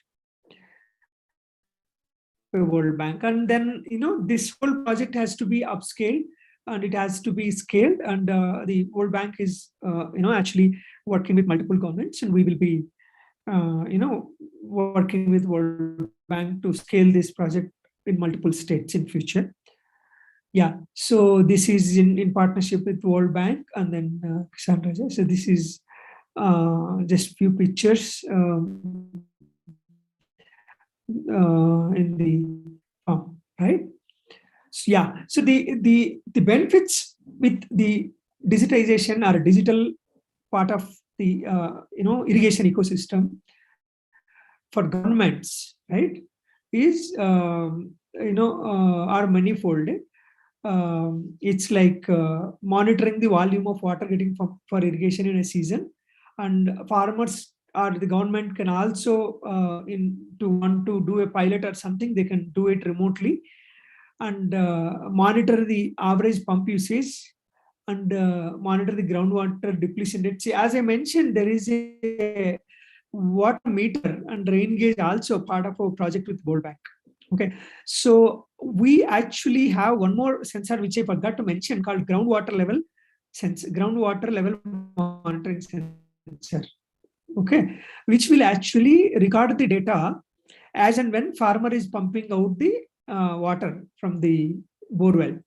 This correlation between rain gauge, groundwater level sensor, and then the water meter, right, can actually give a kind of overview. How is the water being used by the farmer? How is the rain in that particular area? How is groundwater getting recharged because of these rains? The assumption of the farmer, whenever we get rains, we think that the groundwater is growing significantly, but it is not the case. If the aquifers are actually exploited beyond a point, it doesn't grow the water level in the borewell beyond a point. Okay, so we can monitor all those details and inform the government, so that government will be aware of which are the areas where the groundwater is going beyond, normal rate. They can take a, precautionary measure and inform the farmers to not to go for water guzzling crops like paddy, sugarcane, and other horticulture crops which take a lot of water. They can actually warn them ahead of season so that farmers can save money rather than losing the entire crop because of water shortage in between the season. Okay, so there are a lot of benefits, and then for environment we conserve water, and because of the less usage of electricity, the carbon footprint is reduced. And if fertilizer is applied and if there is a flood due to this start switch, the fertilizers get run off. You can save that, and as well as the soil erosion can be prevented. And we are actually using rural entrepreneurs for our distribution and servicing of our devices on ground. That way, we are indirectly creating rural employment through our company. Yeah, so that is those are the benefits. Yeah, and this is my brief presentation. I didn't want to go too deep in technology, assuming the audience are general agree that I can get into technology based on the need. Anybody can reach out to me at this my email ID vijay@agvic.com, _ag_wiq.com. This is my WhatsApp number. So if any of you are interested to know further about what we have been doing, so we have deployed more than 55,000 devices across the country, and we are planning to work with Telangana government to deploy in one of the districts completely. Another 60,000 units in another 1 year's time. Yeah. So this is our brief presentation. If you have any questions, we can talk about. So we actually used AI ML with respect to multiple sensors, and identified moisture adequacy index. We calculated moisture adequacy index for multiple crops, and based on that, based on the soil, based on the stage of the crop, based on the weather conditions in that area, we actually calculate, and we instruct our devices to irrigate if it is automated. If it is by farmer, he can actually intervene and turn on, turn off the devices as and when he needs. Yeah. So that's the summary. Any questions? Thank you, sir. Thank you very much. That was a very intellectual lecture. Sir, as we know, you are the founder and the CEO of 𝒂𝒑 Technology Private Limited. How did you got the idea of doing such a venture? Yeah, so I come from a farming family in Andhra Pradesh, and I went on to study my M.Tech in computer science from IIT Madras. So, and after studying from IIT Madras, I kind of worked in companies like Intel, Cisco, and a couple of startups in America as well. So while I was working there on these products and technologies, right, it always feels like, we are even the best of the best technologies are developed for Western world, and even for the urban folks in India or any other developing countries. But then we're not really doing anything much for our own people. As I told, since I come from agri community, I have this, how do I say, a feel or sense of the domain, how farmers are suffering.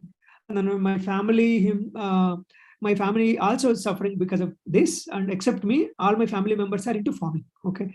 When my IIT education or so-called technology experience, I worked about 12 years before starting this in 2010-11. So I was feeling that, why don't I really help our own people using whatever I gain in terms of education and experience, right? That's when I ventured. So this also uses my technology. It interferes.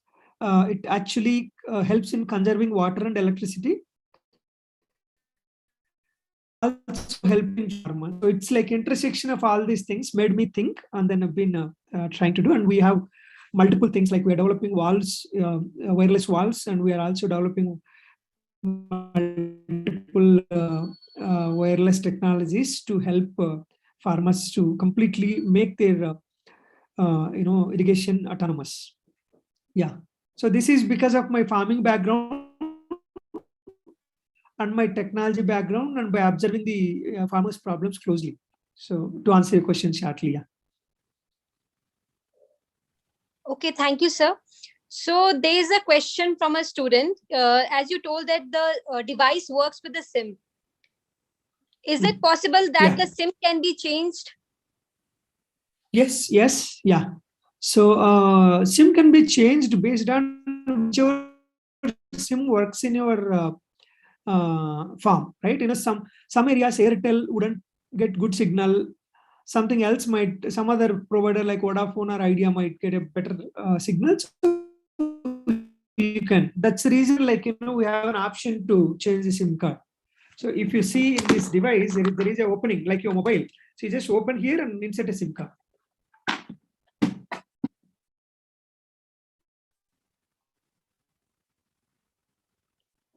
Somebody is asking whether calling process is toll-free. Yes, sir.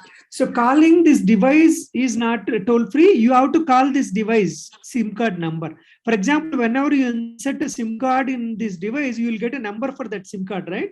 Farmer has to call that device with that SIM card number. And automatically the IVRS will trigger. There will be a voice, recorded in this device. And it's like your bank, right? It says that thank you for calling Kisan Raja.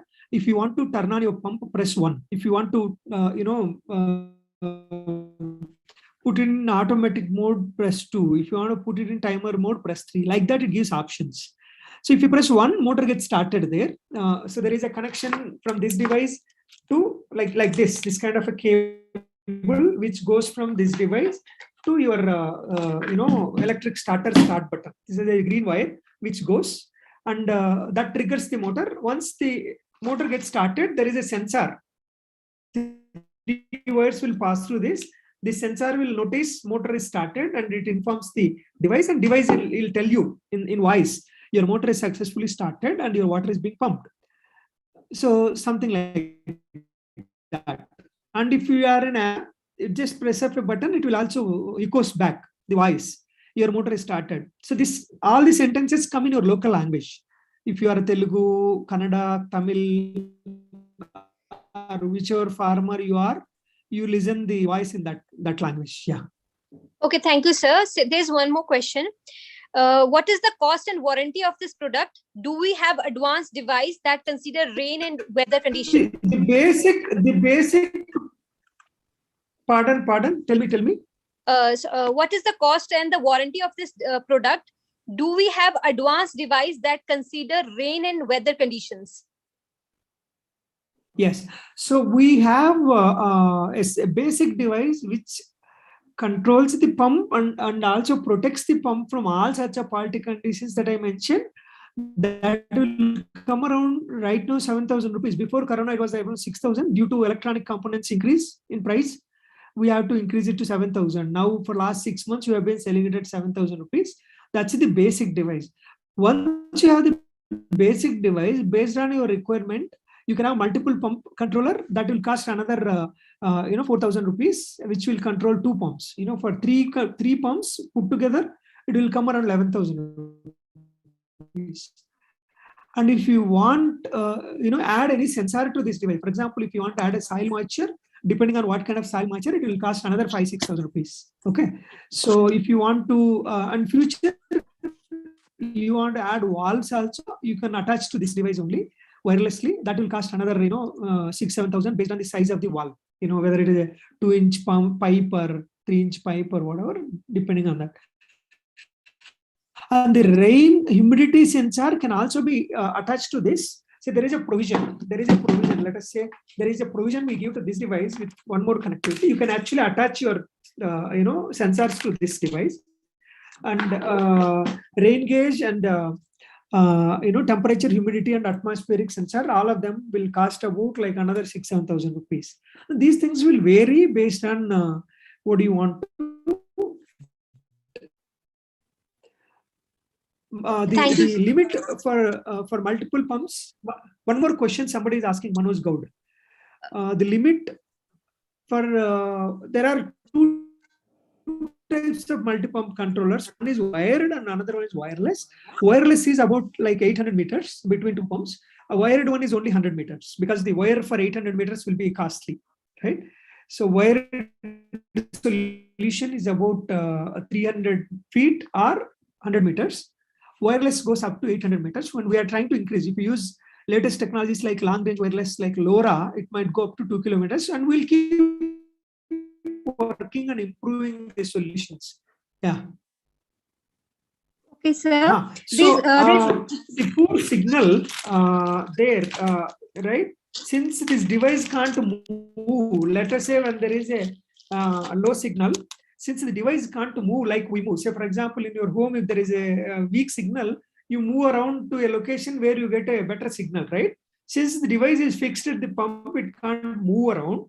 So what you have to do? We have a, an antenna. Are you watching me? Are you looking at my video? So there is an antenna like this, which is about 3 meters long cable, antenna cable. You fix this cable to this device, okay, and fix this antenna. This is 3 meter cable. Keep at the top, keep at a at a height. If you have an electric pole or if you have a stick or something, you can actually stick it on the electric pole. We can even increase this, the length of the antenna, and you put a higher, at a height, you get this better signal for this. This is a magnetic, antenna, which you can fix it on the, electric pole or something like that. So that's the only way. But yeah, you can even do an SMS. If the signal is bad in your place, you can send an SMS. If you send 1, it will start. If you send 0, it will stop. Something like that. Okay. So yeah. So sir, yeah, there is the one SIM more has question. to be recharged.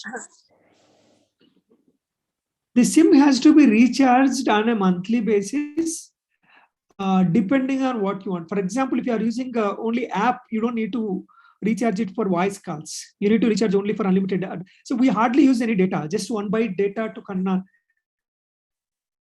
switch on, 1 byte data to turn on. Hardly like some 50 MB or 100 MB data is good enough. You have to recharge.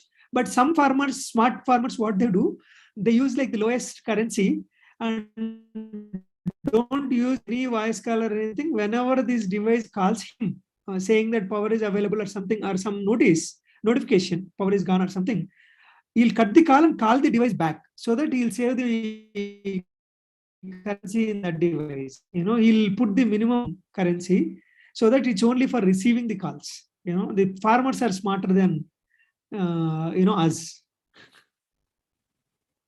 This device will take 10-15 minutes to fix it. Yeah. Somebody, Manoj Gaud, is asking. This is just like, a plug and play. You just all the, see, these wires are plug and play. You just go plug this thing and give a 3-phase connection, plug another device, connect it to thing. 15 minutes max. Whoever is interested, I can share. I'll share in this link. I'll share my Facebook, my company Facebook link. Let us see. Right. Okay, thank you, sir.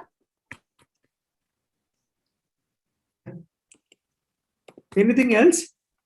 There are YouTube videos. You want to search for Kisan Raja and you can see actually.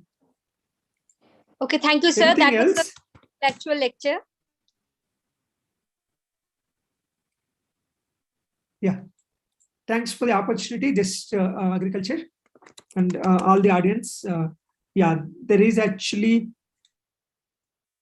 a channel. You can see a lot of installation videos. Yeah. Search with Kisan Raja on YouTube and on Google. You will get like a lot of. Okay, once again, I thank you all. I thank you, the speaker, for such an intellectual lecture. And I thanks the team of Just Agriculture for such a great opportunity for all the participants. So our session is on the verge of ending. We will meet tomorrow at 4 p.m. Thank you, everyone. Thank you, sir, for joining us. So thank you. Thank you for the opportunity. Yeah, I appreciate it. Thank you, sir.